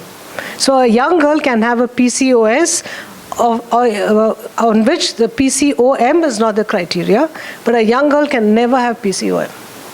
Okay, so there is no point in telling them, oral pills and this and that. No. She has to be 8 years beyond menarche. So what do they have? You see young girls with a lot of follicles. So what? It's a multifollicular ovary because the HPO axis is still not mature. It takes at least 22 years to mature. So till then, there will be hormonal imbalances. She will be overweight. She will have signs of hyperandrogenism. She will have irregular menstrual cycles. But she is not PCOM. She could be PCOS, which you will do the other tests and diagnose. Okay? Now go next. All of you all got this? Just freeze the image. We have to identify, is this lesion ovarian or extra-ovarian? For that, we will do a sweep. I do not see an ovary separate from this, so it is an ovarian lesion. Now, in this still image, I can still say ovarian because, just show them the crescent sign. You can see ovarian stroma going around. That's called the crescent sign, where the ovarian stroma is going around. Now, is this 2 lesions or 1 lesion? two lesions will make it multicystic. One lesion will make it multilocular. Multilocular means there is a single locule. Locule is any fluid containing structure. That fluid can be serous, can be mucin, can be blood. So if a single locule has a septum is a thin strand of tissue which arises from the cyst wall. And if it meets the opposite cyst wall, it is a complete septum. If it does not meet the opposite cyst wall, it is an incomplete septum. Now here I will not call it multilocular because can you see the ovarian stroma insinuating between both? To show that. Can you see? What I normally say is like the twin peak sign or the lambda. Whereas if it's multilocular, you'll get a T sign. Because here you get the ovarian stroma insinuating. So these are two separate cysts. Now let us describe the bigger cyst. So when we're describing the bigger cyst, sorry? Any criteria to multiloculated and multicystic? No, multiloculated is a septum. A septum is thinner. Here you say, why I say multicystic, can you see the outside ovary stroma going in? No, there's no thickness. Thickness of septum is not a criteria. Now when you see any mass, you have to describe it in 5 headings. What is the type of the mass? Type of the mass is unilocular, multilocular, solid, multilocular, solid and solid. So this is unilocular. Why? Because I don't see a septum and I see only one locule. Next you will describe the echogenicity. When you see a cystic mass, you will describe echogenicity of the internal part. So the internal is, what is echogenicity? Anechoic. Then you will look at the internal wall of the cyst. How is the wall appearing? Again, you have to do a real time, but if this is a representative of the cyst, this is appearing smooth. Yes or no? Then very, very useful is always look behind the mass. So behind the mass, you see this intense hyperechoic. Yes or no? Why is it intensely hyperechoic? Because fluid will allow all the pulses to go through. So all the pulses are hitting the tissue behind. So a lot of echo is coming back. This is called posterior enhancement. And then last you will apply color. So any unilocular mass less than 10 centimeters, pre or post menopausal, regular wall posterior enhancement is a simple cyst. The differential diagnosis is serous cyst adenoma. Any simple cyst, you will follow 2 to 3 cycles later. If it's a serous cyst adenoma, the cyst will not disappear. Or at the initial scan, you get a size, I take the size criteria as 5, there's some literature which says 8. You get a cyst more than 5 centimeters, most likely a serous cyst adenoma. Okay, understood? Now the small, somebody said irregular, I do understand. Can you see that small circular structures? Those are called daughter cysts. Daughter cyst. So this is a simple cyst with a daughter cyst. Okay? Also a simple cyst. Because unilocular, that's a daughter cyst. Yes, that's a daughter cyst. No, cumulus oophrys, I've seen pictures. See, I've seen pictures, what you say, they show cystic structures. But look at the physiology of cumulus oophrys. What is cumulus oophrys? The granulosa cells are denuded, have aggregated around the oocyte, and that is projecting inside. So cells will never be anechoic. No, so that's why I kind of have my have my doubts, like I don't think that's a cumulus, what they call about cystic, because the cumulus can never be cystic. So here cystic, what we see is a daughter cyst. A cumulus to me would be a projection from the cyst wall going inside, which is hyperechoic. Maybe. Okay. Now coming to Dr. Viresh's thing that he said in other plane it was looking like that. Their very, very important message from here is on ultrasound, if you have to say that anything is real, you have to demonstrate. Okay, let's take the bigger one. How will you describe? Just tell me type of mass. I told you 5 categories, type of mass. Unilocular. Somebody may say solid. It's looking like solid. Now, if you have to say solid, I'll put on color power Doppler, reduce my PRF 0.3 to 0.4. Most often solid, you will see vascularity. Okay, so believe me that there is no vascularity here. So this is unilocular. Next point. Ground glass. Echogenicity is ground glass. Next point. Wall. Wall is Those, irregularities you see is actually the infolding. Those are not projections. If you call it projections, projections will make it a papillae, and you have to measure the height of the papillae. To call it a papillae, it should be more than 3 millimeter, 3 or more, equal or more than 3. If you still get a projection with a height less than 3, it's an irregular wall. But this irregularity that you see is because of the folding of the wall. So this is a unilocular, ground glass, smooth wall, posterior enhancement. The opposite is posterior shadow, posterior enhancement. So unilocular, less than 10 centimeters, premenopausal woman is an endometriotic cyst, according to modified benign descriptors of IOTA. But a hallmark feature is, when you do a sweep, can you see those hyperechoic areas? Those are hyperechoic foci, which is either due to hemosiderin or cholesterol. They are seen only in long-standing endometrioma. But this is certainly a very useful feature to differentiate between a hemorrhagic cyst versus an endometriotic cyst. A hemorrhagic cyst, you'll never get this hyperechoic foci. So recognize that, everybody? Everybody good to go? No. Can you see inside the wall as well as inside the cyst as well as the wall, can you see those hyperechoic circular areas? Those are deposits either due to cholesterol or hemosiderin, but seen only in long-standing endometriomas. Okay, go back next. Accelerate a bit. Okay. Okay, we'll just stop with the ovarian masses then. I'll just do this. Okay, this one. Unilocular, yes. Cobweb appearance, yes. Posterior enhancement. Premenopausal, less than 10. So this is a hemorrhagic cyst. If you get a hemorrhagic cyst, even of 1 centimeter postmenopausal, that's not physiological. If you get a hemorrhagic cyst, what literature says more than 5, and I quite believe it because I've never seen a hemorrhagic cyst, like a follicular cyst with hemorrhage, more than 5, you never. If you get a more than 5 centimeter premenopausal hemorrhagic, that could be a serous cyst adenoma which has undergone hemorrhage. Okay? Okay, go back.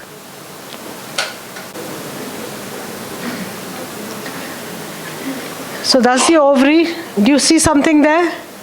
There is no vascularity. So how do you describe this? Hyperechoic, yes. Unilocular, no vascularity. So I know it's not solid tissue. Then what is it? It is amorphous matter.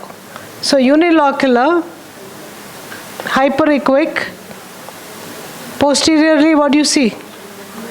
Posterior, what do you see? Do you see shadow? So any mass with acoustic shadows any mass of this size with acoustic shadows will make it a dermoid. Okay, so I think we'll stop for now for want of time. We'll go on to the next lecture. Welcome you, ma'am. We covered since morning, so I'll just be talking about Dopplers and infertility. So the reason I started doing ultrasound was because of Supriya ma'am.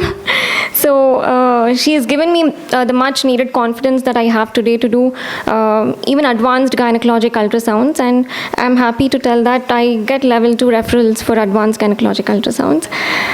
And other people in my life who've introduced ultrasound to me in different sections is where I did my infertility training from Kerala, and Dr. Gopinathan, Dr. Samya, Dr. Srihari, and in Bombay, Dr. Anirudh Badade, Dr. Kalpesh. And I have attended their conferences, the Gyno US conference, and I met Dr. Little Valentine. And she's done beautiful work on adnexal masses and ovarian tumors, and she is the head of IOTA. And Sonal Panchal ma'am, she is the master of reproductive medicine ultrasound. And the rest whom I met, Dr. Matthew Leonardi, Supriya ma'am was the one who introduced me to him as well. He has done a lot of work in endometriosis, and Professor Tessa and Mala Sipil ma'am, of course. So I would like to pay my homage to all these faculties for giving me all the inputs or insights on ultrasound that I have today.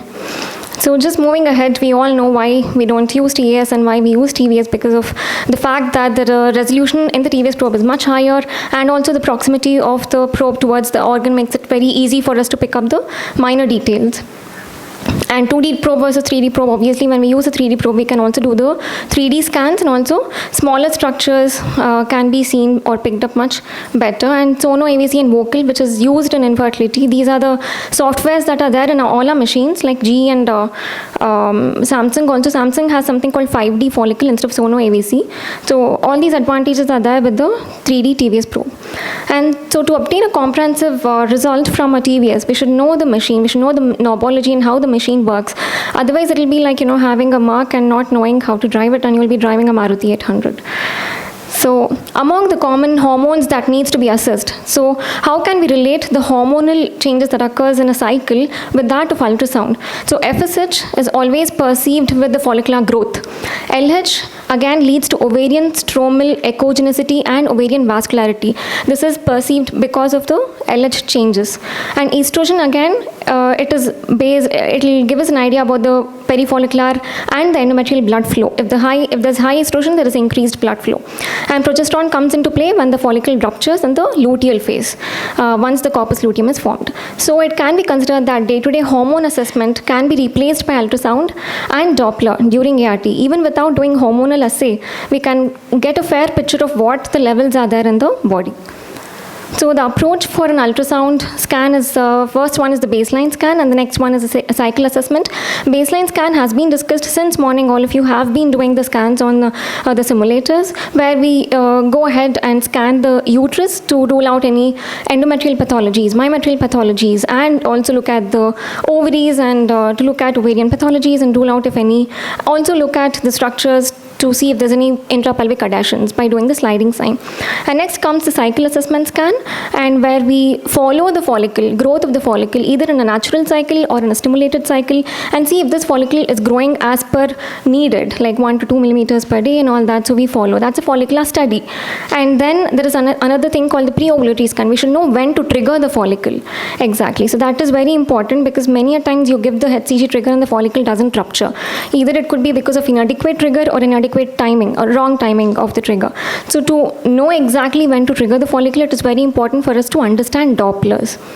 And again comes the luteal scan. That doesn't have much value, but it definitely adds on to our approach. So baseline scan, that again. And another thing that we can add during the baseline scan is the 3D ultrasound.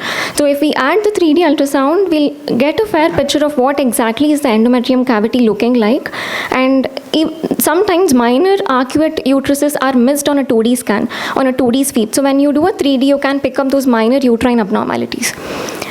And so baseline scan as usual. So this one is as you're passing the probe, you can see the urethra and the vaginal walls playing there, and you can see the posterior compartment. Now the probe hits the cervix, and you can see the uterus in the mid-sagittal plane, and you can see the small cystic spaces. Those are the Nabothian cysts.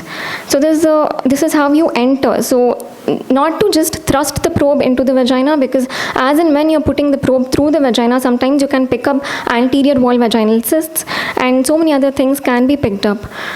And next one is the pelvic survey. So reduce the depth first and then survey the whole uterus, and lose the uterus, come back, again go to the other side, lose the uterus, so that we can get to know if there's any didelphys. So many times didelphys is missed because sometimes we scan only one uterus, the other uterus is not scanned at all.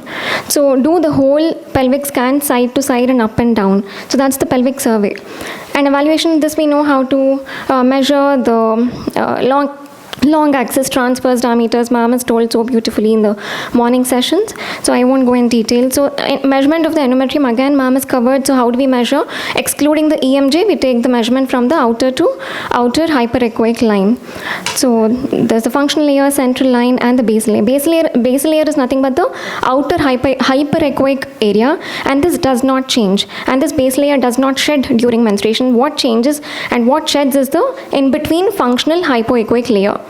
And next, the ideal way to measure, as ma'am told, the endometrium has to be perpendicular to the probe. Probe is nothing but the sound wave.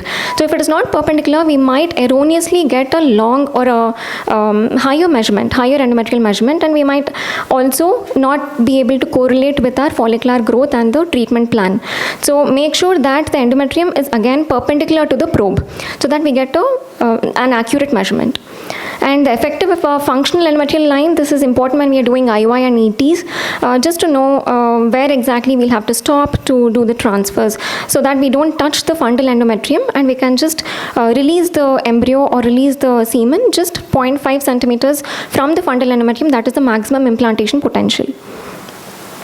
And again, the adnexa ma'am is covered, how to scan the ovaries. So in the transfer section, usually when you rotate your probe in the transfer section, and you can see a band of tissue connecting the uterus to that of the ovary. So adnexal structures like fallopian tube is not seen on a routine scan, but then when there is pathology, obviously we can make out. But also we can make out this band of tissue. Sometimes that is nothing but a combination of ovarian ligament and fallopian tubes together.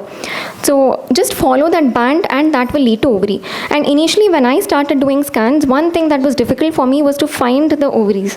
So at that time I used to just follow this adnexal band, and that would usually lead me to the ovary. Sometimes the ovarian pedicles are very long and it is placed in the lateral pelvic wall, or sometimes it is very close to the abdominal wall. Even now we have a patient where I always do an abdominal scan for her to find one ovary. So one ovary is just below the abdomen. So one ovary I scan TVS and the other one I do TAS, because that is not amenable for a TVS probe. And then whenever there is an adnexal pathology like hydrosalpinx, we can just make that out when we are doing an adnexal scan. Only then the fallopian tubes are neatly visible. And also fallopian tube is easily seen when there is fluid in the POD. Soon after ovulation, you can see the fimbrial end and you can see the dangling fallopian tube in the POD. And measurement of the ovaries, it is already dealt. I won't go with it. And ovarian volume and ovarian measurement is important, because volume will give us whether it is a good responsive ovary or a hyporesponsive ovary. And measurement of follicle, just now you all did on your Opus simulators, and I usually go from medial to lateral sweep to measure the follicles, because so many times these ovaries come back behind the uterus and they're like kissing ovaries. Sometimes you can overcount. You go from lateral to medial and you might start counting the follicles of the left ovary also. So what I do, I go from medial to the lateral side and then count the follicles. And if the follicle number is more than 20, you can use a software called Sono AVC or 5D follicle in case of a Samsung machine. And what this usually does is you get the 3D picture of the ovary first, and then just click the button that says Sono AVC on a GE machine, or just click the button that says 5D on a Samsung machine, and that will just acquire this colorful picture. So each follicle is color coded, and we will also get the mean diameter and mean volume of every follicle in this ovary. And this will make our job easy. We may not have to have an eye on every follicle. And this needs a little bit of post-processing like addition, deletion, merging and all that. And that can be done. And this is how you can report the Sono AVC. And after we count the AFC, this basically we are doing to know if the patient is a normal responder, hypo or hyper responder. And not responder, it is about the reserve. Responder or response of the ovary is dealt by the Dopplers, not with the follicle count. So this basically tells us about the reserve. So normal reserve anywhere between 5 to 19. And why AFC? AFC in volume, it definitely correlates very well with the AMH, and there are several studies which tell this also. And sliding sign, obviously ma'am is told. And another thing, when we do the sliding sign, we can rule out the intrapelvic adhesions. And sometimes there can be endometriotic bands, and that we can see in the posterior and the anterior compartments. So this is very helpful. And even now you can see that the ovary is sliding over the uterus. So the rectum is sliding, the rectosigmoid and the ovary, and also the bladder is sliding. So I can surely be very sure that there are no intrapelvic adhesions. And if I'm planning a surgery on such a patient, if I'm planning a surgery, I do a scan just to make sure that there are no intrapelvic adhesions, so that I can prepare mentally before opening the patient. And again, the ovary slides freely with the bowel loops. And the baseline scan is complete when we do the Doppler scans. And initial Doppler study is done on the uterine artery, and also on the ovarian stromal vessels, and also on the perifollicular blood flows. And Doppler settings also has been discussed earlier. PRF has to be somewhere between 0.3 to 0.6. And the wall filter low, that has to be 1. You can just take a picture and adjust the machine to these settings. and uterine artery Doppler. So how do we do this? And it is important to do this on a baseline scan just to know the receptivity of the uterus and also of the endometrium. So when you go and tilt your probe towards one of the lateral pelvic walls, and you can see those serpiginous structures, anechoic serpiginous structures there, and these are nothing but the uterine arteries. And you will have to measure or take the Doppler just before the artery bifurcates into ascending and descending branches. So that is where you will take the Doppler. Put the Doppler gate. So you can see that with the color Doppler it becomes much easier, and you can put the Doppler gate just before it bifurcates as the artery enters the uterine myometrium. So this is how you measure. And now coming to the ovarian Dopplers. So ovarian Doppler is assessed with the ovarian, it assesses the ovarian response. That is by the stromal blood flows. So how do you measure the stromal blood flow? Again, put the Doppler inside the ovary. So the ovary is supplied by the main ovarian artery that comes from the hilum. So this main ovarian artery contains abundant blood flow, but the follicles will not receive from this main branch. This main branch divides into multiple small branches. So we should not measure the ovarian Doppler from this main ovarian artery. Wait till it branches and take the measurement, put the gate on those smaller arteries after it branches and gives out small branches to the perifollicular small follicles within the ovary. So that is one thing, never measure from the hilum or from the main ovarian artery. Based on the ovarian Dopplers, we can again classify them based on normal responders, hyper responders, or a poor responder. And you calculate RI and PSV on a baseline scan. A normal responder or a good ovaries should have at least an RI between 0.6, 0.7 and a PSV between 5 to 10. We can just by heart those because physiology we can understand later. And again, coming to the endometrium, on a baseline scan, day 2, the endometrium should not have any vascularity because there is no estrogen. Vascularity is high only when there is high estrogen. If there is vascularity, then think why there is vascularity, why there is increased estrogen. Either it could be because of a persistent follicle that is actively secreting estrogen, or it could be because of a corpus luteum that is secreting estrogen and progesterone. So you should have that in mind, and in those cycles you cannot you can cancel the stimulation or give them down regulation, then start. And coming to the cycle assessment, you either go for natural cycle or you stimulate the patient, and the dominance is usually achieved on the day 5 of the cycle, and it grows at the rate of 1 to 2 millimeters per day. We all know that. So call the patient every 2 days or every 3 days according to the follicular growth rate of that particular cycle, and scan till the follicle reaches the maturity, that is 18 millimeters. So the dominant follicle, what it does, as it grows, it will draw the blood supply from everywhere. So it becomes very egoistic. So all the blood vessel goes to it. So the rest of the follicles that were growing in the cohort, it becomes atretic. So only one will grow, usually in a normal natural cycle.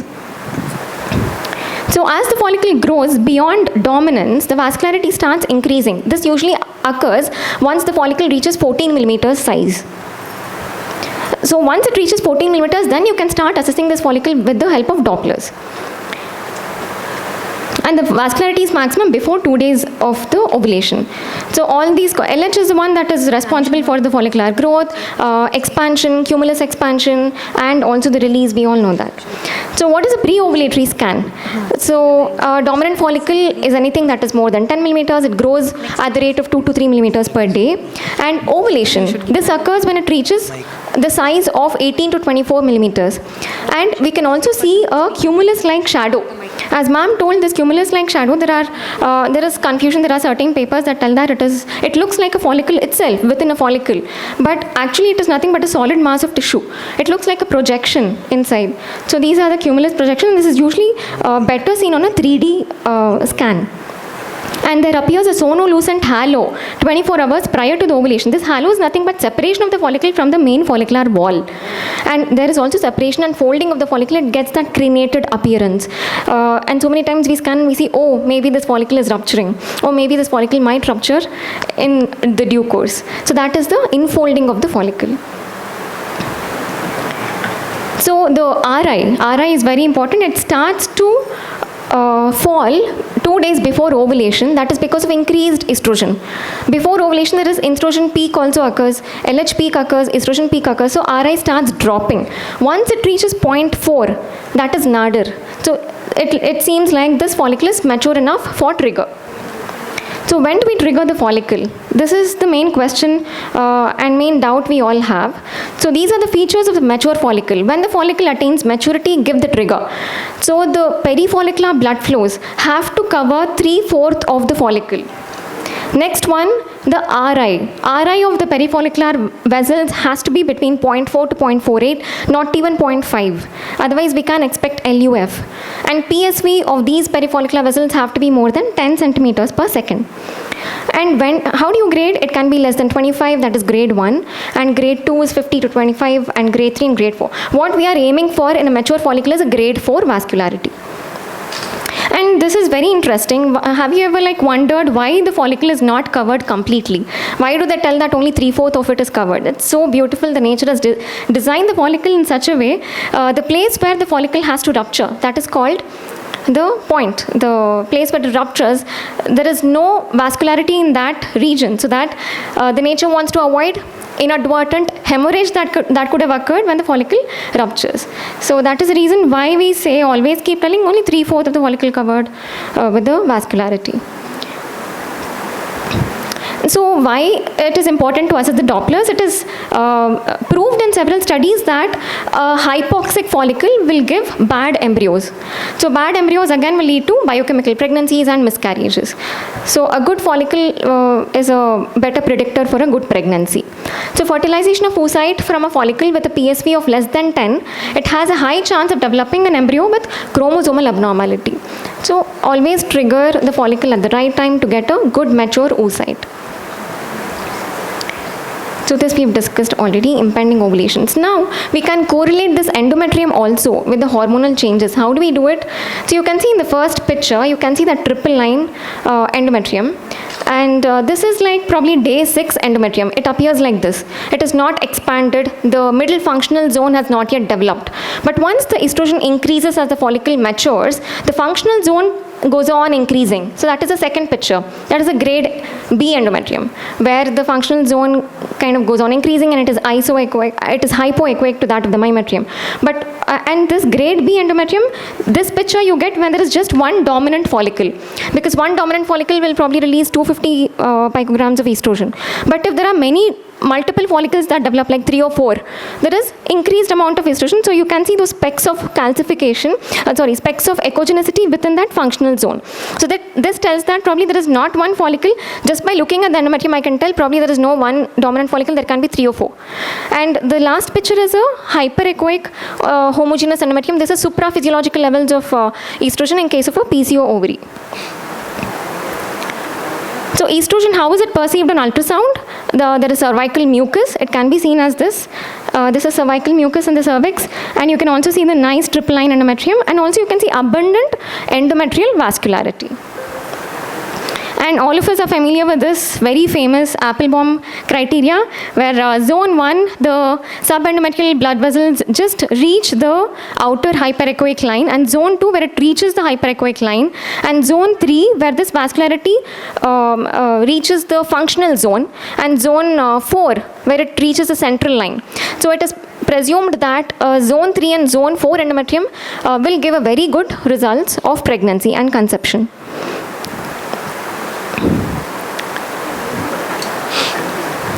So again, when the pregnancy is achieved in the absence of endometrial and subendometrial blood flows on the day of embryo transfer, more than half of these pregnancies will result in spontaneous miscarriage. This is another indirect way of knowing if this is going to be a good conception or no. And progesterogenic effect. Initially, with the surge, there is very little amount of progesterone peak also. With the LH surge, there is mid-luteal progesterone rise. We have seen that in the cycle, menstrual cycle. So with this surge, because of the slight increase in the progesterone, there is decrease in the vascularity. Decrease in the vascularity, but soon after ovulation, what happens? The follicle collapses. Suddenly, there is drop in the estrogen and progesterone. So because of this drop in the estrogen and progesterone, the vascularity remains reduced, or the resistance is increased for at least 5 days post-ovulation.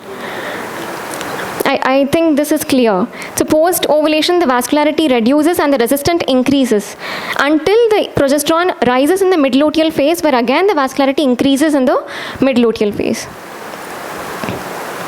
And this progesterogenic surge is also confirmed with the morphology of the endometrium. You can see the outer buffy layer in the first picture. That is because of the buffiness, is because of the progesterone.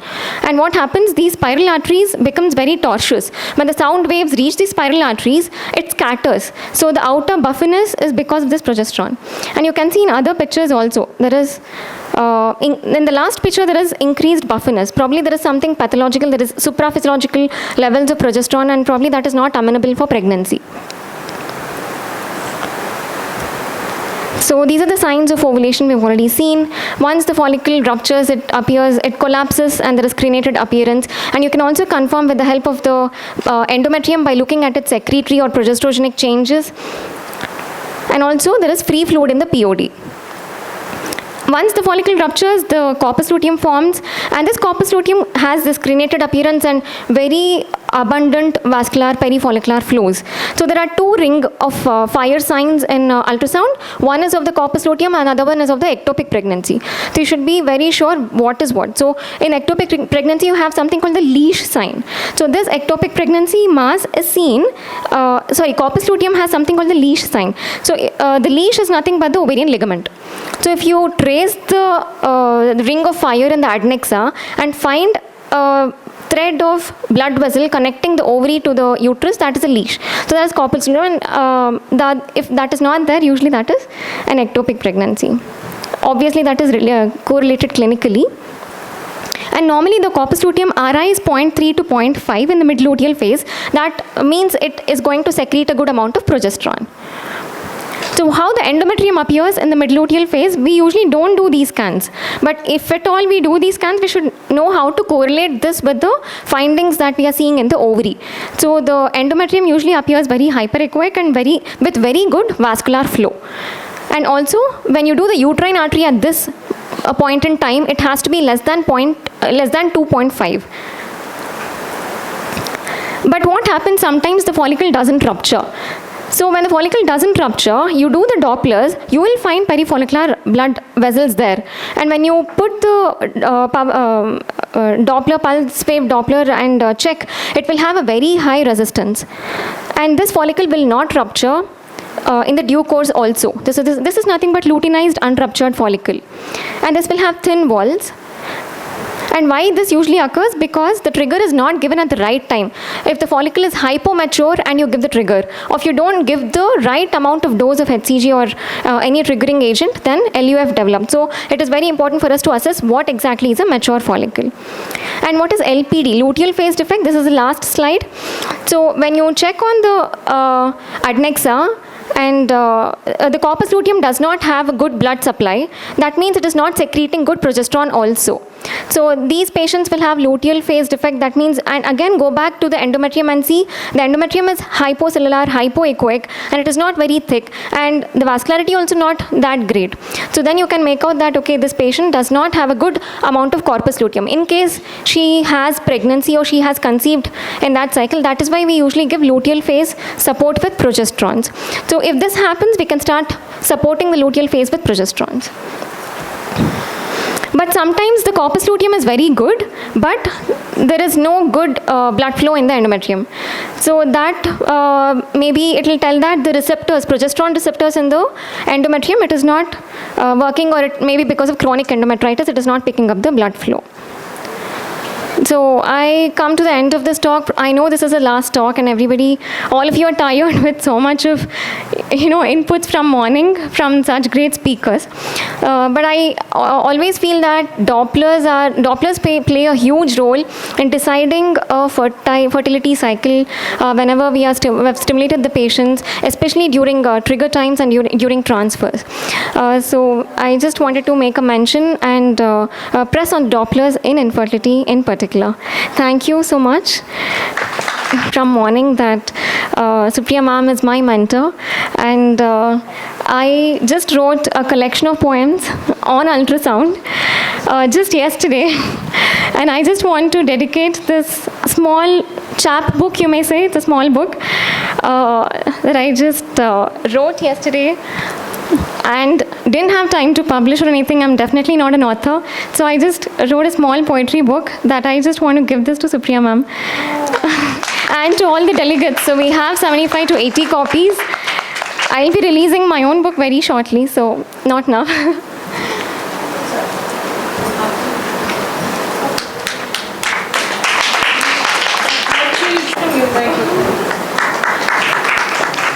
At this point, I would want, and I request you both to speak few words too. Here is a moment, okay?